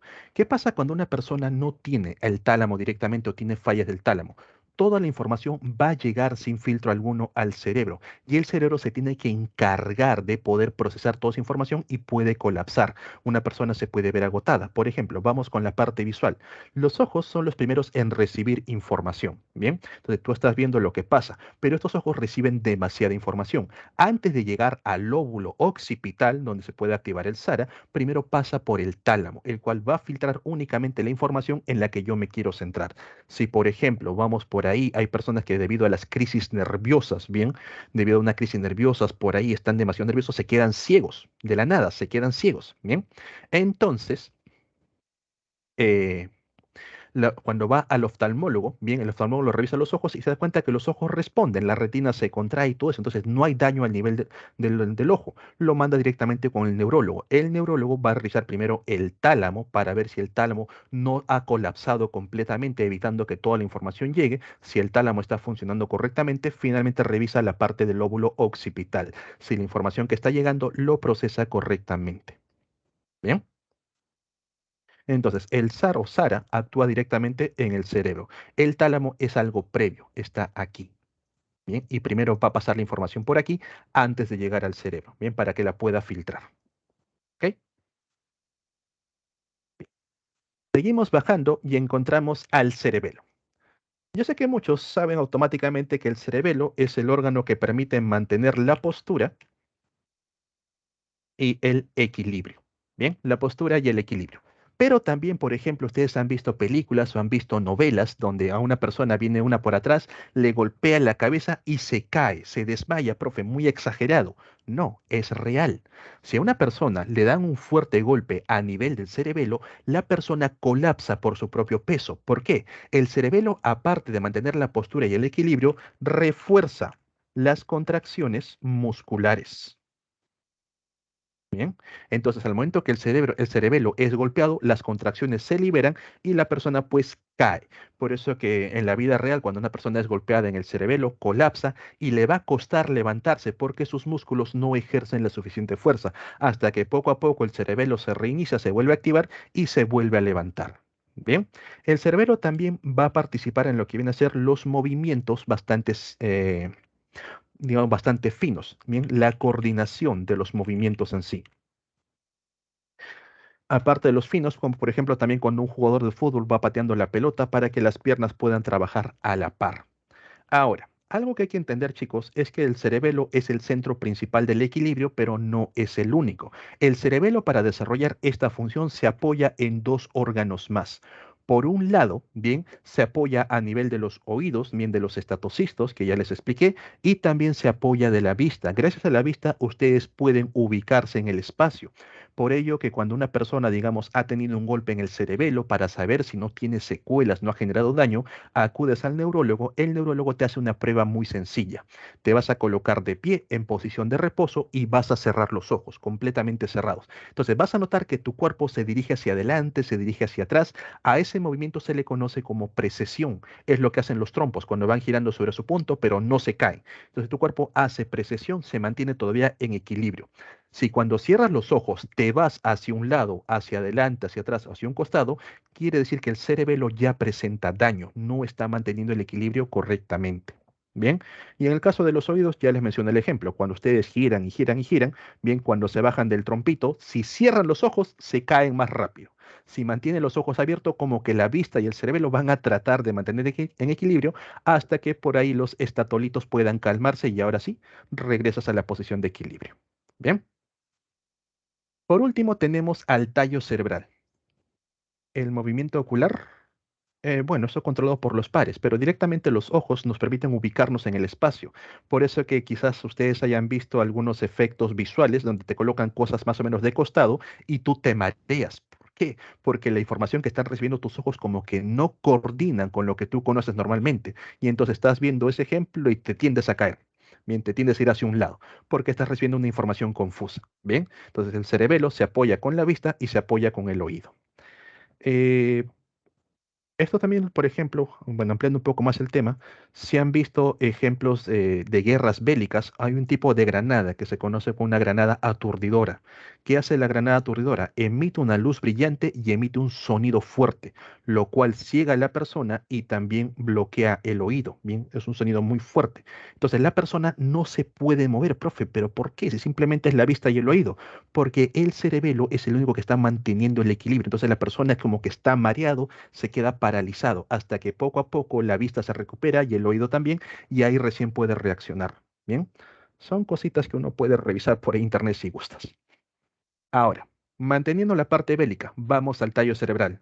¿Has visto las películas de Rambo? Cuando Rambo sale, agarra a un soldado por la espalda y le gira la cabeza y el soldado se muere. Eso también es real, cuando el movimiento es lo suficientemente fuerte para romper el tallo cerebral, para poder, digamos, separarlo o dañarlo. ¿Por qué? El tallo cerebral, bien donde vamos a encontrar la protuberancia, el bulbo raquídeo, el tallo cerebral es un centro moderador del corazón y de los pulmones, bien, de la respiración. Quiere decir que cuando este centro es destruido, el corazón se detiene y los pulmones dejan de realizar intercambio gaseoso. Por eso que la persona muere en el acto. Bien. De ahí ustedes, chicos, recuerdan la clase de respiración. Cuando nosotros aguantamos la respiración, la sangre se empieza a cargar de CO2 y el CO2 cambia de forma a la forma de bicarbonato y luego a la forma de carbonato.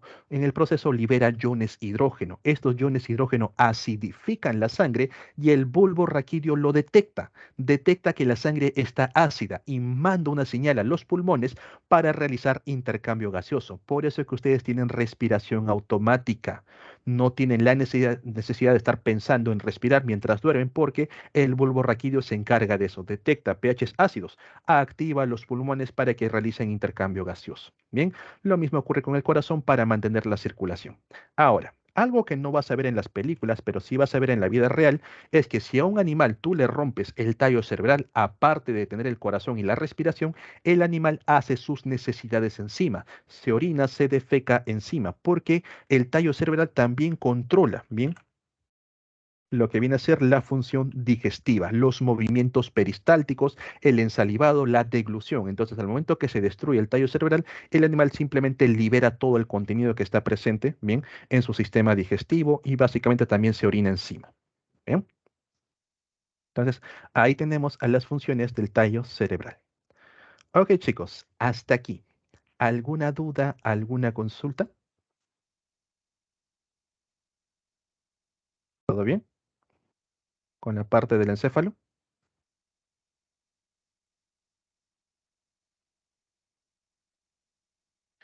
Bien. Bajamos un poco más y llegamos finalmente a la médula. Bien, seguimos en sistema nervioso central. A nivel de la médula, nosotros vamos a encontrar que esta médula viene desde la parte baja del encéfalo hasta más o menos la altura donde ubicamos el trasero. Bien, aquí encontramos a los huesos sacros, los huesos coxígeos. La médula va a estar protegida por una serie de vértebras, somos vertebrados. Estas vértebras a su vez no están fusionadas, están separadas y también van a soportar el peso gracias a los discos intervertebrales, que lo vimos en la clase de tejido conjuntivo. Bien, estos discos formados por gran cantidad de fibras de colágeno. Ahora, aquí se observa mucho más claro a las sustancias. La sustancia gris, recordar que tiene la presencia de los somas o cuerpos neuronales, la parte estrellada de las neuronas, donde ocurre la sinapsis, mientras que la sustancia blanca va a presentar a las fibras o axones, donde van a viajar el impulso nervioso. En el centro de la médula vamos a encontrar un orificio conocido como epéndimo, a través del cual circula el líquido cefalorraquídeo. Señores, no confundan la palabra epéndimo con epidídimo. El epidídimo es una estructura presente en los testículos, bien, no tiene nada que ver con la parte del sistema nervioso. Bien, recordar también que a nivel de la médula van a llegar dos tipos de nervios, los nervios aferentes o sensitivos y salen los nervios eferentes o motores. Bien, son los dos nervios que van a estar ahí presentes. Los nervios aferentes o sensitivos que nos permiten recopilar los estímulos sensitivos y los nervios eferentes o motores que nos permiten enviar las respuestas activando músculos bien efectores, los que efectúan la respuesta. Nervios eferentes o motores. ¿Sí? Solo eso. ¿Ok? Bien, pasamos del sistema nervioso central al sistema nervioso periférico. Recuerden, de cada lado, tanto del encéfalo como de la médula espinal, salen una serie de nervios hacia todo el cuerpo para poder recibir información, para poder enviar la información.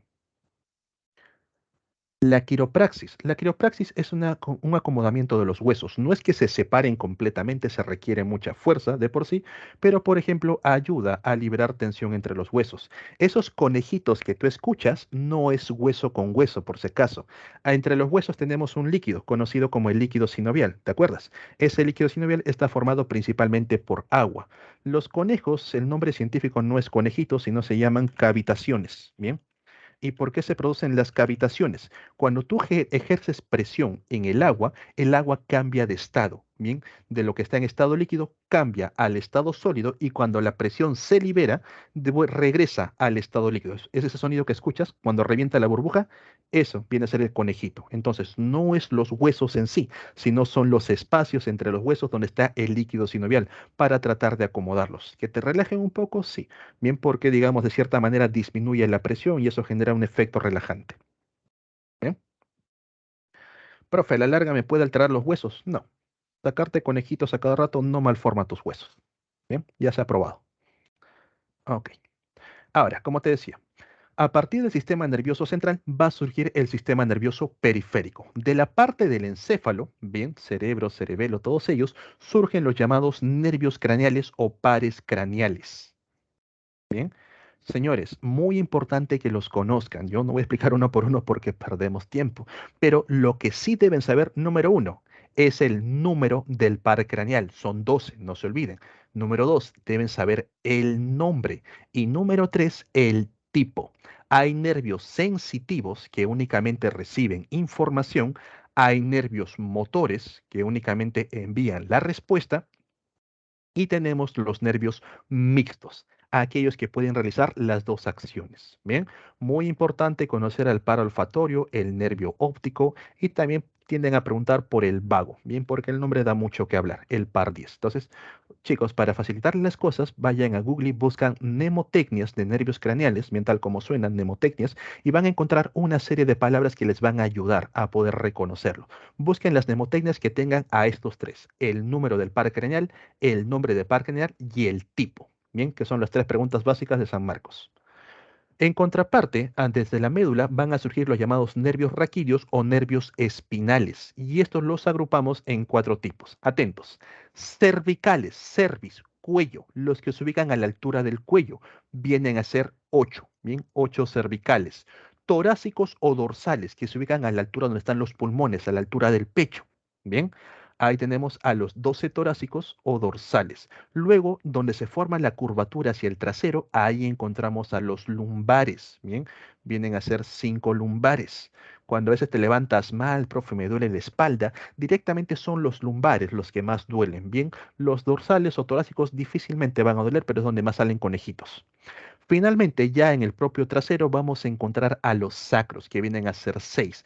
El coxigio lo han intentado separar, pero sigue siendo parte de los sacros. Bien, 31 en total. Entonces, cervicales a la altura del cuello, bien, torácicos o dorsales a la altura del tórax, del pecho, bien, los lumbares en la curvatura que va para formar el trasero y ya sobre el propio trasero encontramos a los sacros, bien, a la altura de la pelvis. ¿Ok? Entonces, esto también, saber la cantidad y el tipo, cervicales, dorsales, lumbares y sacros. Ya para ir finalizando la parte del sistema nervioso y enfocarnos en el órgano de los sentidos, también tenemos que hablar sobre el sistema nervioso simpático y el parasimpático. Bien, lo mencionamos al inicio. El simpático es aquel que te va a activar frente a las situaciones de peligro, frente a las situaciones desconocidas, para que tú puedas responder de manera adecuada. ¿Cómo se activa? Gracias a la secreción de un neurotransmisor conocido como noradrenalina. Acuérdate que la adrenalina es la hormona, activa los órganos. El que activa a los nervios es la noradrenalina, un neurotransmisor. ¿Y qué pasa, por ejemplo, cuando empiezas a sentir algo que camina en tu sótano? Algo que empieza a rasgar las paredes, te empieza a entrar miedo. La pupila se dilata, bien se expande para poder captar mayor cantidad de luz, ver realmente qué está ocurriendo. La parte digestiva, el hambre, se te va, ya no tienes hambre. Bien, se desactiva la saliva, se desactiva a nivel de los órganos digestivos, el páncreas ya no libera enzimas, tampoco la bilis. Bien, El corazón te empieza a latir más rápido. Los bronquios se dilatan porque tu cuerpo está pidiendo oxígeno listo para poder huir, para poder escapar. Entonces tienes dilatación de bronquios, aumento de la frecuencia cardíaca. A esto se le conoce como taquicardia. ¿Sí? Taquicardia. Ok. Se estimula la producción de adrenalina para también activar al resto de los órganos. La vejiga urinaria se relaja, en algunos casos las personas se orinan de miedo y también participa en la estimulación del orgasmo. Bien. En eso te das cuenta que en tu sótano está el gato de tu vecino al cual quieres matar por todo el susto que te ha dado y pues el alma te regresa al cuerpo. Poco a poco tienes que regresar al estado de equilibrio. Es ahí donde se activa el parasimpático, ¿bien? Y el parasimpático se activa gracias al neurotransmisor conocido como acetilcolina. Acetilcolina. Bien, entonces todo lo contrario. La pupila nuevamente se contrae, ya no necesita recibir tanta luz. El hambre nuevamente te regresa, bien, se produce la saliva, se activan los órganos digestivos, el páncreas nuevamente libera enzimas, al igual que el hígado con la bilis, bien, la frecuencia cardíaca se va reduciendo hasta llegar a lo normal. A eso se le conoce como braquicardia o bradicardia. ¿Bien? Los bronquios nuevamente se contraen, ya no están tan dilatados porque no requieres tanto oxígeno. La vejiga nuevamente se contrae, tienes control sobre la orina y estimula la erección. Bien, esto para los varones. Mientras tengan miedo, no van a poder generar una erección porque el simpático va a estar activo y el parasimpático no trabaja. Bien. Otra forma de también poder, digamos, grabarnos lo que ocurre entre el simpático y el parasimpático es con el propio nombre. ¿Qué pasa cuando ustedes, por ejemplo, ven una persona simpática que les atrae, un varón, una señorita que les gusta? Automáticamente se activa el simpático, la pupila se dilata para poder ver más, el hambre se te va, dejas de salivar, el corazón empieza a latir más fuerte, los bronquios se dilatan, básicamente ya la respiración se te sale de los pulmones y todo ello. Y una vez que la persona simpática se te va, se activa el parasimpático para regresarte al estado de normalidad. Bien, no se olviden de los neurotransmisores, noradrenalina para activar el simpático, acetilcolina para activar al parasimpático. Bien, como último punto debemos tocar a las meninges. Muy importante, chicos, que todos ustedes tengan su vacuna, bien, para prevenir la meningitis. ¿Qué vienen a ser las meninges? Son una serie de capas que protegen al sistema nervioso central. Lo ubicamos tanto en el encéfalo como en la médula espinal. De afuera hacia adentro, vamos a encontrar primero a la pía madre, que es la capa más dura de la meninge porque está formado directamente por tejido conectivo de tipo denso. Y acuérdate que los de tipo denso presentan gran cantidad de fibras colágenas. Por debajo de la pía madre encontramos al aracnoides, el cual se llama aracnoides porque genera unas extensiones como si fuese una telaraña, y a esto se le conoce como el espacio subaracnoideo. En este espacio subaracnoideo va a circular el líquido cefalorraquídeo. Bien. Y finalmente llegamos a la pía madre. Bien, acá arriba es de dura madre, perdón, dura madre, aracnoides, pía madre.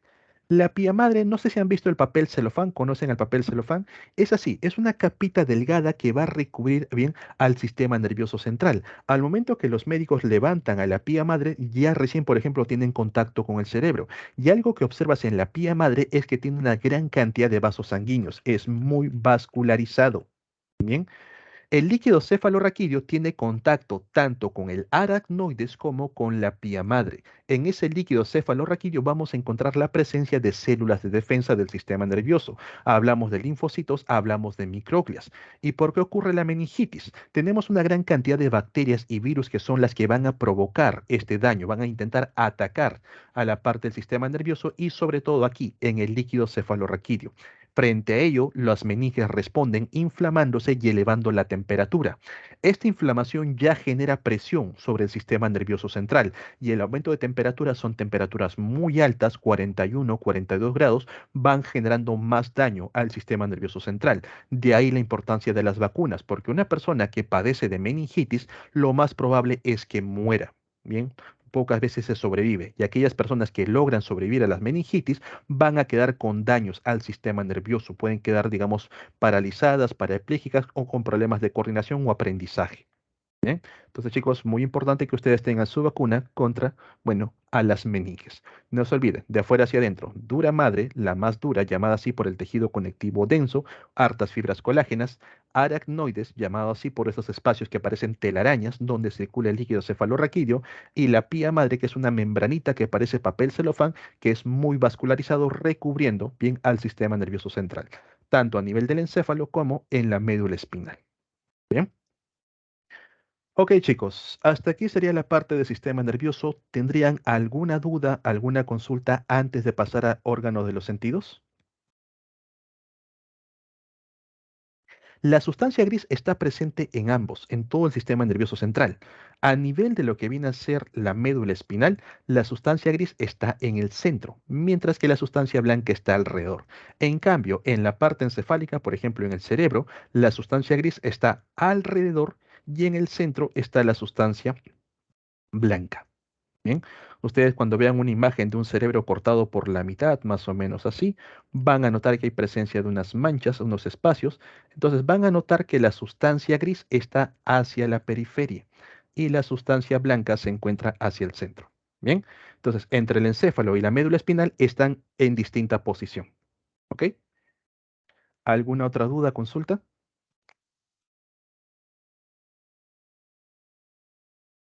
¿Todo bien? Ok. Entonces pasamos a los órganos de los sentidos. Recordar, chicos, que a nivel embrionario se van a formar tres capas embrionarias. La más externa es conocida como el ectodermo. Del ectodermo surge el sistema nervioso y también surge los órganos como la piel. Es ahí donde el sistema nervioso y la piel se juntan para poder formar a los órganos de los sentidos, también llamados tejidos neuroepiteliales. Bien, por ejemplo, en cuanto a los receptores que nosotros vamos a tener a nivel de los órganos de los sentidos, tenemos mecanorreceptores que van a detectar cambios en la presión al contacto, tenemos fotorreceptores, cambios en la luz, las imágenes, quimiorreceptores activados por sustancias químicas como el gusto, el olfato, termorreceptores, cambios en la temperatura y nociceptores, muy importantes, relacionados al dolor. Profe, ¿hay más receptores? Sí, existen muchos más que nosotros no tenemos, como por ejemplo los electroreceptores o galvanorreceptores, que lo presentan los tiburones o también las rayas. Ellos pueden sentir y bien lo que viene a ser cambios en la electricidad y con eso detectan a sus presas. Profe, ¿cómo así hay electricidad bajo el agua? Por ejemplo, cuando algunos peces están enterrados, basta que hagan un proceso sináptico, ya están generando electricidad. Y las rayas con sus galvanorreceptores lo detectan y capturan a su presa. Nosotros no tenemos ese tipo de receptor. Bien, los que están en pantalla son los que nosotros tenemos. ¿Ok? Empezamos con el sentido del tacto. Cuando analizamos la piel de cerca, vamos a encontrar que la capa más superior es conocida como el epidermis, debajo de ella encontramos a la dermis y lo más profundo viene a ser la hipodermis, que es ya básicamente tejido conectivo. Bien, ahí encontramos el tejido adiposo.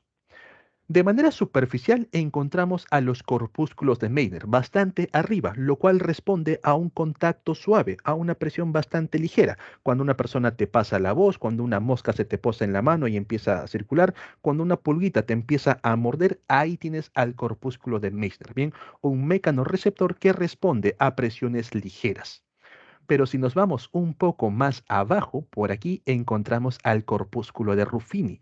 Para que Ruffini se active, la presión ya tiene que ser continua. Cuando, por ejemplo, alguien se apoya en tu hombro, cuando, por ejemplo, digamos, estás cargando un objeto pesado, un libro, una manzana, por ahí ya, ya Ruffini está siendo activado porque es mucho más profundo. Bien, entonces se entiende.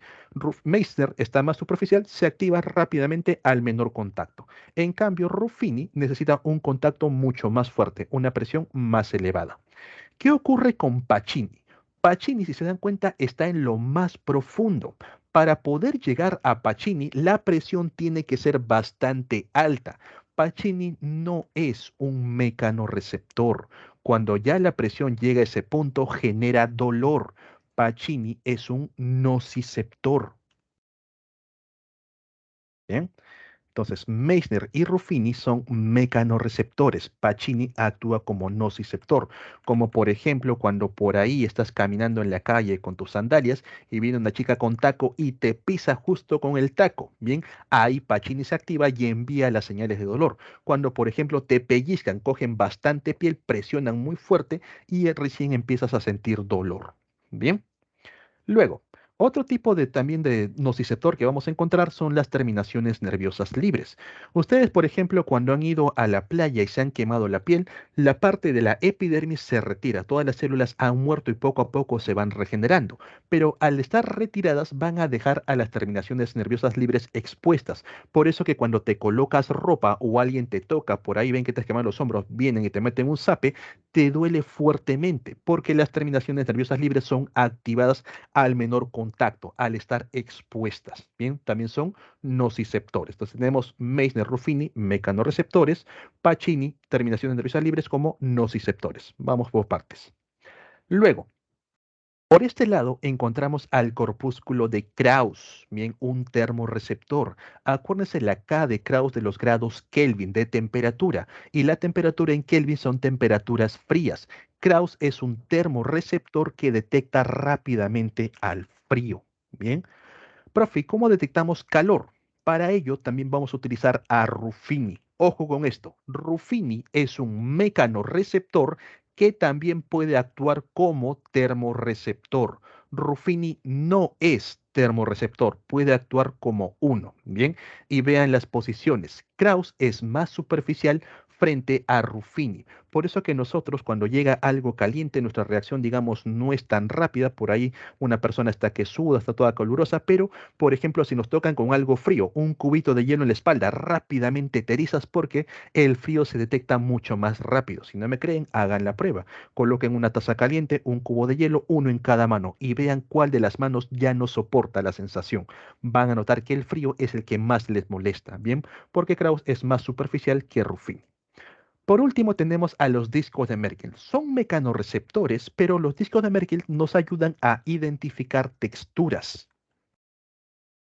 Bien, nosotros a nivel de los dedos tenemos una gran cantidad de discos de Merkel, sobre todo, ya que los utilizamos constantemente para reconocer ciertos objetos por la textura, si es rugoso, si tiene puntas, si tiene bordes. Bien, pero por ejemplo, las personas invidentes, al momento que han perdido la vista, desarrollan mucho más otros órganos de los sentidos, entre ellos el tacto. Estas personas van a presentar mayor cantidad de discos de Merkel, por eso que se les facilita poder entender la lectura braille. Ustedes, a pesar de tener ojos, si intentan aprender la lectura braille, les va a costar mucho más, ya que no cuentan con abundantes discos de Merkel. Igual ocurre, por ejemplo, con estos mendigos que también son invidentes, al momento que piden monedas, fácilmente por el tacto detectan el valor de la moneda. Si ustedes ahorita mismo lo intentan hacer con cualquier moneda que tengan a la mano, se les va a hacer complicado identificar bien los relieves de ella, porque los discos de Merkel no están muy desarrollados gracias a su visión. Bien, entonces chicos, nosotros a nivel del tacto vamos a encontrar a estos. Meissner arriba, presiones suaves, bien. Ruffini más abajo, presiones un poco más constantes, también actúa como termorreceptor. Pacini en el fondo, para llegar ahí necesariamente generas dolor, bien. Acuérdate que cuando te quemas la piel, las terminaciones nerviosas libres quedan expuestas. Por eso que te pones ropa, apenas te tocan la piel quemada, te duele, bien, porque también es un nociceptor. Krauss, la K de Kelvin, para el frío, es un termorreceptor. Y por último, los discos de Merkel, que permiten las texturas. Bien, ok. De la parte del tacto pasamos a los sentidos de la vista. Aquí nosotros vamos a encontrar a fotorreceptores. Bien. Pero primero conozcamos las estructuras. A nivel del globo ocular, la parte blanquecina se conoce como esclerótica. Por debajo de la esclerótica vamos a encontrar al coroides y por dentro del ojo encontramos a la retina. Bien, entonces por aquí, la esclerótica con E viene a ser el tejido blanquecino. Bien, todo ese blanco que tú ves en el ojo es esclerótica. Por debajo de la esclerótica, la coroides. La coroides es tejido conjuntivo. Bien, es un tejido rico en vasos sanguíneos. ¿Has escuchado el término conjuntivitis? Inflamación de la conjuntiva. Es una inflamación a nivel de la coroides. Como presenta varios vasos sanguíneos, muchas bacterias van a tratar de aprovechar esos nutrientes. Bien. Por último, tenemos a la retina. En la retina vamos a encontrar a epitelio y a neuronas trabajando en conjunto para procesar las imágenes. Este es un tejido neuroepitelial. Bien. Ahora, ¿de qué manera llegan las imágenes a la retina? Cuando las imágenes se forman frente a tus ojos, van a atravesar una serie de estructuras para poder llegar bien directamente a la retina y poder proyectar la imagen. Bien, ustedes quizás ya lo han visto en física, lo que viene a ser la proyección inversa de la imagen. Bien, pero ¿qué estructuras debe atravesar? Vamos por la parte biológica. Vamos a hablarlo en orden. Bien. Número uno, la primera estructura que atraviesa y que le da cierta curvatura a los ojos cuando lo ves de costado viene a ser a la córnea. Bien, la córnea bien, es un tipo de lente, por si acaso, es un lente que tiene una forma convergente, ya que permite capturar gran cantidad de luz que está alrededor y centrarlo, bien, para que puedan llegar a la retina. Detrás de la córnea, aquí hay un espacio donde vamos a encontrar un líquido. Pregunta, ¿humor acuoso u humor vítreo? ¿Cómo se llama este líquido que está aquí?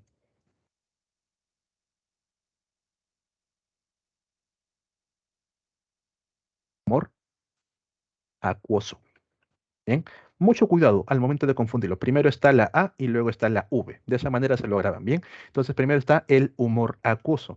Este humor acuoso permite oxigenar, bien, y nutrir a las estructuras con las que tiene en contacto. Luego, la pupila es un espacio, no es una estructura en sí. Bien, es un pequeño espacio por donde pasa la luz. Lo que sí vienen a ser estructuras es esto que rodea a la pupila, que se conoce como el iris. Bien, el iris es esa membranita que le va a dar el color a tus ojos. Bien, es la membrana que va a rodear al cristalino, que es el segundo lente, y el iris es el que le permite dar el color a los ojos. Los colores marrones, los más comunes, bien los verdes, los azules, los más raros. Ahora sí, detrás del iris encontramos al cristalino. El cristalino es otro lente y este lente es biconvexo. Si te das cuenta, tiene curvaturas hacia ambos lados. Bien, el cristalino está apoyado en lo que viene a ser fibras musculares directamente de la coroides. Gracias a estas fibras musculares, cuando se contraen, permiten que el cristalino cambie de forma más alargado o se vuelva más redondito. ¿Y eso para qué? Para poder enfocar correctamente la imagen en la retina. Si ustedes, por ejemplo, hay personas que usan lentes, cuando se quitan los lentes pueden leer un poco, pueden ver, digamos, ciertos textos, ciertas imágenes, pero poco a poco se va cansando porque las fibras musculares ya tienen que ejercer demasiada presión. Entonces se apoyan con los lentes para ayudar con el enfoque, bien, ya que han perdido fuerza. De ahí también, chicos, que gracias a estos cambios que tiene el cristalino, nosotros podamos enfocar de cerca y podamos enfocar también de lejos, porque el lente va cambiando, va adaptándose. Esto también como lo demuestras cuando te frotas los ojos. Al momento que te frotas los ojos y vuelves a intentar ver una imagen, vas a notar que lo ves un poco borroso hasta que poco a poco se va enfocando, porque al momento que has hecho presión, el cristalino ha cambiado de forma y otra vez poco a poco va regresando a su forma normal. Bien. Por detrás del cristalino vamos a encontrar nuevamente la presencia del líquido, ¿bien? La que está por aquí. Y este líquido sí viene a ser el humor vítreo. ¿Bien? El humor vítreo va a ser un líquido que va a rellenar al ojo, permite darle y mantener la forma, como también mantener la presión. Bien, entonces las imágenes van pasando en ese orden. Pasan por la córnea, el humor acuoso, entran a través de la pupila, atraviesan el cristalino, pasan el humor vítreo y finalmente se enfocan en la retina. A nivel de la retina vamos a encontrar células neuroepiteliales conocidas como conos y bastones. Los conos son los encargados de fabricar unas proteínas que permiten recepcionar los colores, van a permitir detectar al color. Ahí tenemos eritropsina, ¿te acuerdas de los eritrocitos? Color rojo. Bien, vamos a colocar este por arriba. Cloropsina, ¿te acuerdas de la clorofila? Color verde en inglés. Green. Cianopsina. Si observas tu impresora, hay un color llamado cian, que es el color azul, en inglés blue. Nosotros tenemos visión en RGB. vemos en estos tres tonos para poder identificar los colores. ¿Qué hace la rodopsina? La rodopsina es otra proteína que permite capturar la luz. A mayor cantidad de rodopsina, mayor es la cantidad de luz que podemos capturar. Por eso que cuando ustedes están en un cuarto oscuro, bien, sus bastones producen gran cantidad de rodopsina. Bien, esto por aquí. Los conos producen los tres colores y los bastones la rodopsina. Entonces, están en un cuarto oscuro, se produce gran cantidad de rodopsina, van a poder capturar mucho mejor la luz, pero si en eso salen a un cuarto bastante iluminado, salen a la calle, se deslumbran, los ojos se empiezan a cerrar, como que se tapan los ojos, porque hay demasiada rodopsina y estás captando demasiada luz, lo cual genera una fuerte irritación en los ojos, hasta que poco a poco la rodopsina va siendo desgastada y ya te acostumbras nuevamente al color. Lo mismo ocurre con los conos. La eritropsina, cloropsina y cianopsina van a determinar la tonalidad en la que ustedes ven. Por ejemplo, si ustedes alguna vez han jugado con estas reglitas de colores, se colocan una regla de color verde, van a ver todos en color verde. Entonces sus ojos a nivel de los conos empiezan a producir gran cantidad de cloropsina. Una vez que se quitan esa regla de color verde y observan un papel blanco, no lo ven blanco, lo ven con una tonalidad verdosa porque tienen bastante cloropsina, la cual poco a poco se va degradando hasta nuevamente emparejarse. Si quieren hacer un experimento con esto, digamos que dejen un ojo, digamos, con vista normal y en el otro ojo pónganse un papel celofán de colores, por ejemplo, de color rojo. Van a estar un rato así. Al momento que se retiran el papel celofán, este ojo ha producido bastante eritropsina. Entonces ven un objeto tapándose un ojo, lo ven de un color, lo ven con el otro y lo van a ver más rojizo. Bien, entonces la producción de estas proteínas permite captar mucho mejor la luz.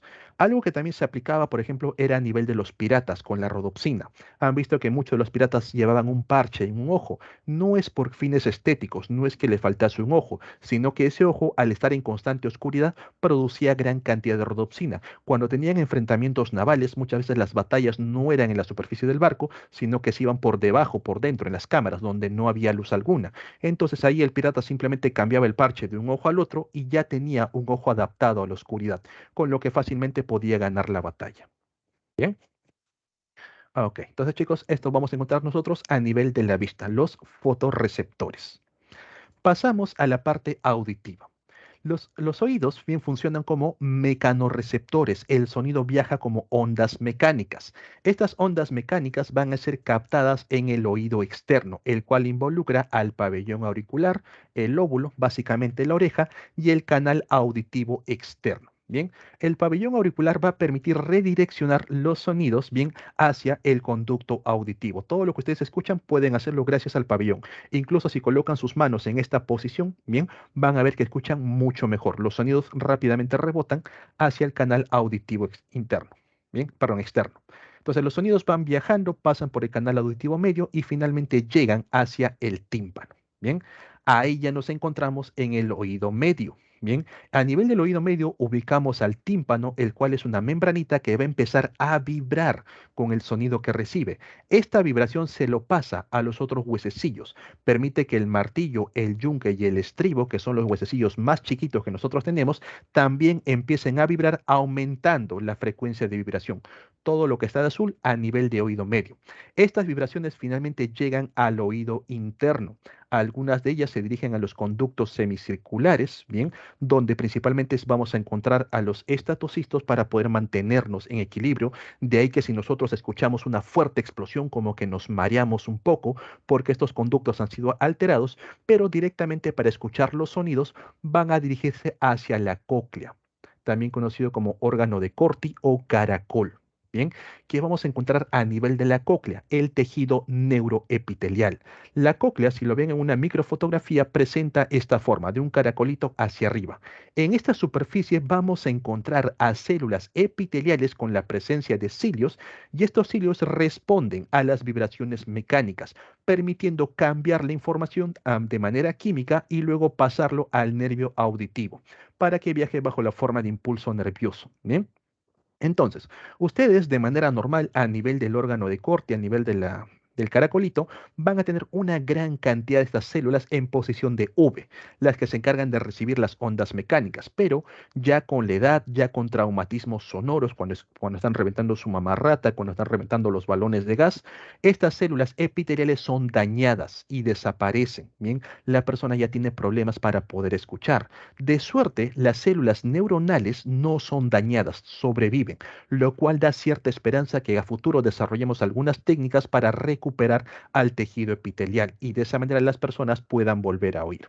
Ahora, otra forma de que también las personas pierden la audición no solamente es a nivel de los traumatismos sonoros, sino también a nivel del tímpano. Hay personas que por la propia onda de choque, el golpe es tan fuerte, o por ejemplo cuando la persona se va a bucear, se generan presiones muy fuertes, destruye la membrana timpánica. Al no haber tímpano, los sonidos no pueden activar a la serie de huesecillos. Frente a ello, por más aparato que le coloques en el oído que amplifica el volumen, la persona no escucha. Ahí se aplica otra técnica. Van a utilizar al hueso temporal, el que está ahí pegado al cráneo. Aquí se pega un aparatito el cual recibe los sonidos y genera vibraciones. Utilizan al hueso temporal, que es una estructura muy sólida, transmite las vibraciones y activan a los huesecillos. De esa manera la persona recupera bien el sentido de audición. ¿Ok? Entonces, chicos, esto viene a ser la parte auditiva. No se olviden de ubicar correctamente los órganos.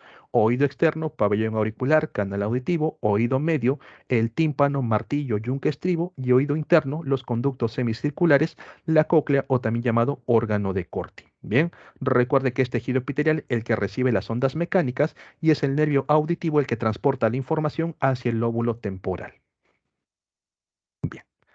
Luego tenemos el sentido del olfato, quimiorreceptores. A nivel del olfato vamos a encontrar tres tipos de células. Las células olfativas, que son directamente células neuronales, bien, vamos a encontrar células de soporte, que son epiteliales, y por aquí a un grupo de células que no están graficadas, vamos a colocarlo así como circulitos, a unas células conocidas como células basales. Como el sentido del olfato trabaja con moléculas químicas, estas moléculas químicas pueden saturar a las células olfatorias. Puede dibujarlo así como triangulitos, cuadraditos, circulitos, representando los distintos tipos de moléculas químicas. De ahí, por ejemplo, que ustedes cuando se echan su perfume, rápidamente las células nasales, bien las olfatorias, se saturan, bien reciben todo ese perfume y ya no pueden recibir más. Y por eso tú no lo hueles. Pero si llega otra persona cuyas células olfatorias no están saturadas, rápidamente detectan el olor y eso también aplica para los malos olores. Si ustedes no se bañan, no tienen buena higiene, su propio olor satura sus células olfatorias, no huelen bien su suciedad, pero llega otra persona y rápidamente detecta ese olor. Ahora, hay ciertos químicos, hay ciertos productos y también ciertas enfermedades como el coronavirus que han hecho que muchas personas pierdan de manera temporal el olfato. ¿Qué ha pasado? Las células olfatorias han sido destruidas. Profe, entonces, ¿esta persona va a volver a oler? Sí, gracias a las células basales.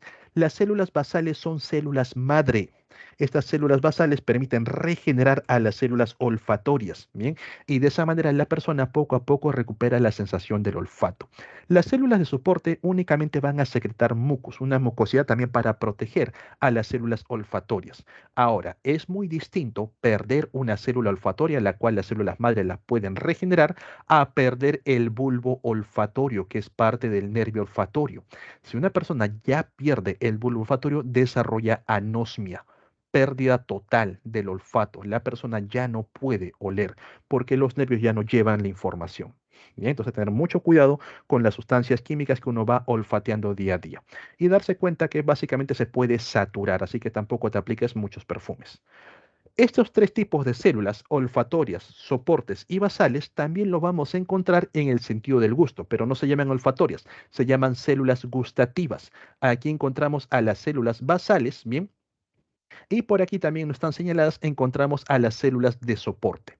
Las de soporte siguen produciéndole una especie de mucosidad que mantiene a tu lengua bien de manera húmeda. Las células gustativas están conectadas con los nervios, con los axones gustativos, ¿bien? Y sobre ellas encontramos a los poros gustativos. También funcionan como quimiorreceptores, van a percibir moléculas, por lo que también se pueden saturar. Ustedes, por ejemplo, están tomándose un rico café, sienten el sabor dulce, le agregan un poquito más de azúcar, el sabor amarguito del café, y en eso se les ocurre consumir un quequito, que es mucho más dulce. Al momento que consumen el queque, saturan los receptores de dulce, bien, los poros gustativos ya están llenos, vuelven a tomar el café y ahora lo sienten únicamente amargo. ¿Por qué? Porque los poros gustativos están saturados. Por aquí ha ingresado una gran cantidad de moléculas y hasta que las moléculas no salgan, no vas a recibir nueva información. Bien. Ahora, recuerda que tú también te has quemado la lengua varias veces y luego de eso no has tenido sensación de sabor alguna en varias zonas de la lengua. Vas a tener que esperar a que las células basales, que son células madre, regeneren a las células gustativas para que nuevamente puedan interpretar los sabores. Bien, todas estas células los encontramos en los botones gustativos o también conocidas como papilas gustativas. Frente a cuando el sentido del gusto se pierde, el olfato trata de mejorar las sensaciones, por eso es que trabajan a la par. Tú estás oliendo un pollito a la brasa, indirectamente ya lo estás saboreando. No sé si les ha pasado eso, ¿bien? Entonces, ambos sentidos van a trabajar a la par porque el nervio olfatorio y el nervio gustativo van a llegar más o menos cerca para procesar la información. ¿Bien? En cuanto a las papilas gustativas, recuerden que tenemos de cuatro formas, ya lo hemos visto en la clase de sistema digestivo, fungiformes en forma de honguitos, circunvaladas o también llamadas caliciformes en forma de cálice, en forma de copa. ¿Bien? Las foliadas, que tienen forma de hojitas, en eso significa folios, hojas, y las filiformes, de forma alargadas. Estas son las más abundantes que encontramos en la lengua. Ustedes se raspan un poco la lengua, van a encontrar cómo tiene forma de puntitas.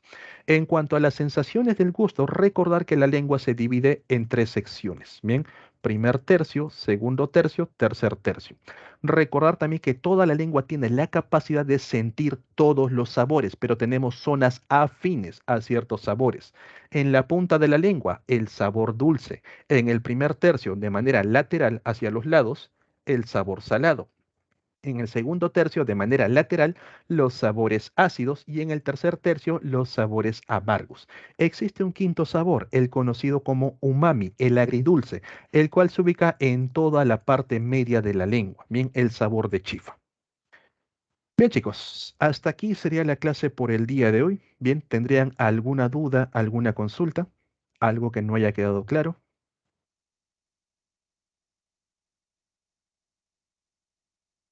¿Todo bien?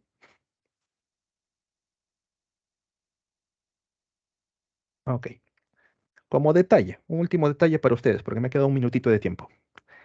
¿El picante es un sabor? ¿Sí o no? ¿El picante es un sabor? ¿Qué dicen? No, no es un sabor. ¿El picante qué es? Es una sensación de dolor. Por eso que cuando tú cortas ají con la mano, te duele, te arde, porque activa nociceptores. Cuando llegas a la boca, aquí también tienes tejido epitelial, aparte de la sensación del gusto. Activa nociceptores, se siente el dolor. Y cuando vas al baño, también te va a doler, porque también hay presencia de epitelio, activando los nociceptores. Bien, el picante no es un sabor, es una sensación de dolor, por si acaso. Bien. Ok, chicos, eso como extra para ustedes. En pantalla estoy colocando las claves correspondientes a la semana. Bien, muy agradecidos con todos ustedes por su participación. ¿Es malo comerlo? No. Bien, recuerda que cualquier cosa en exceso es malo. En el picante, pues no. Adelante con la pregunta. ¿Todo bien? ¿Alzaron la mano? ¿Preguntas, dudas?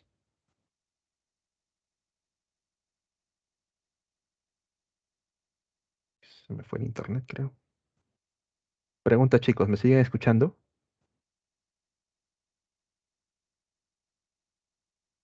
Sí, profesor.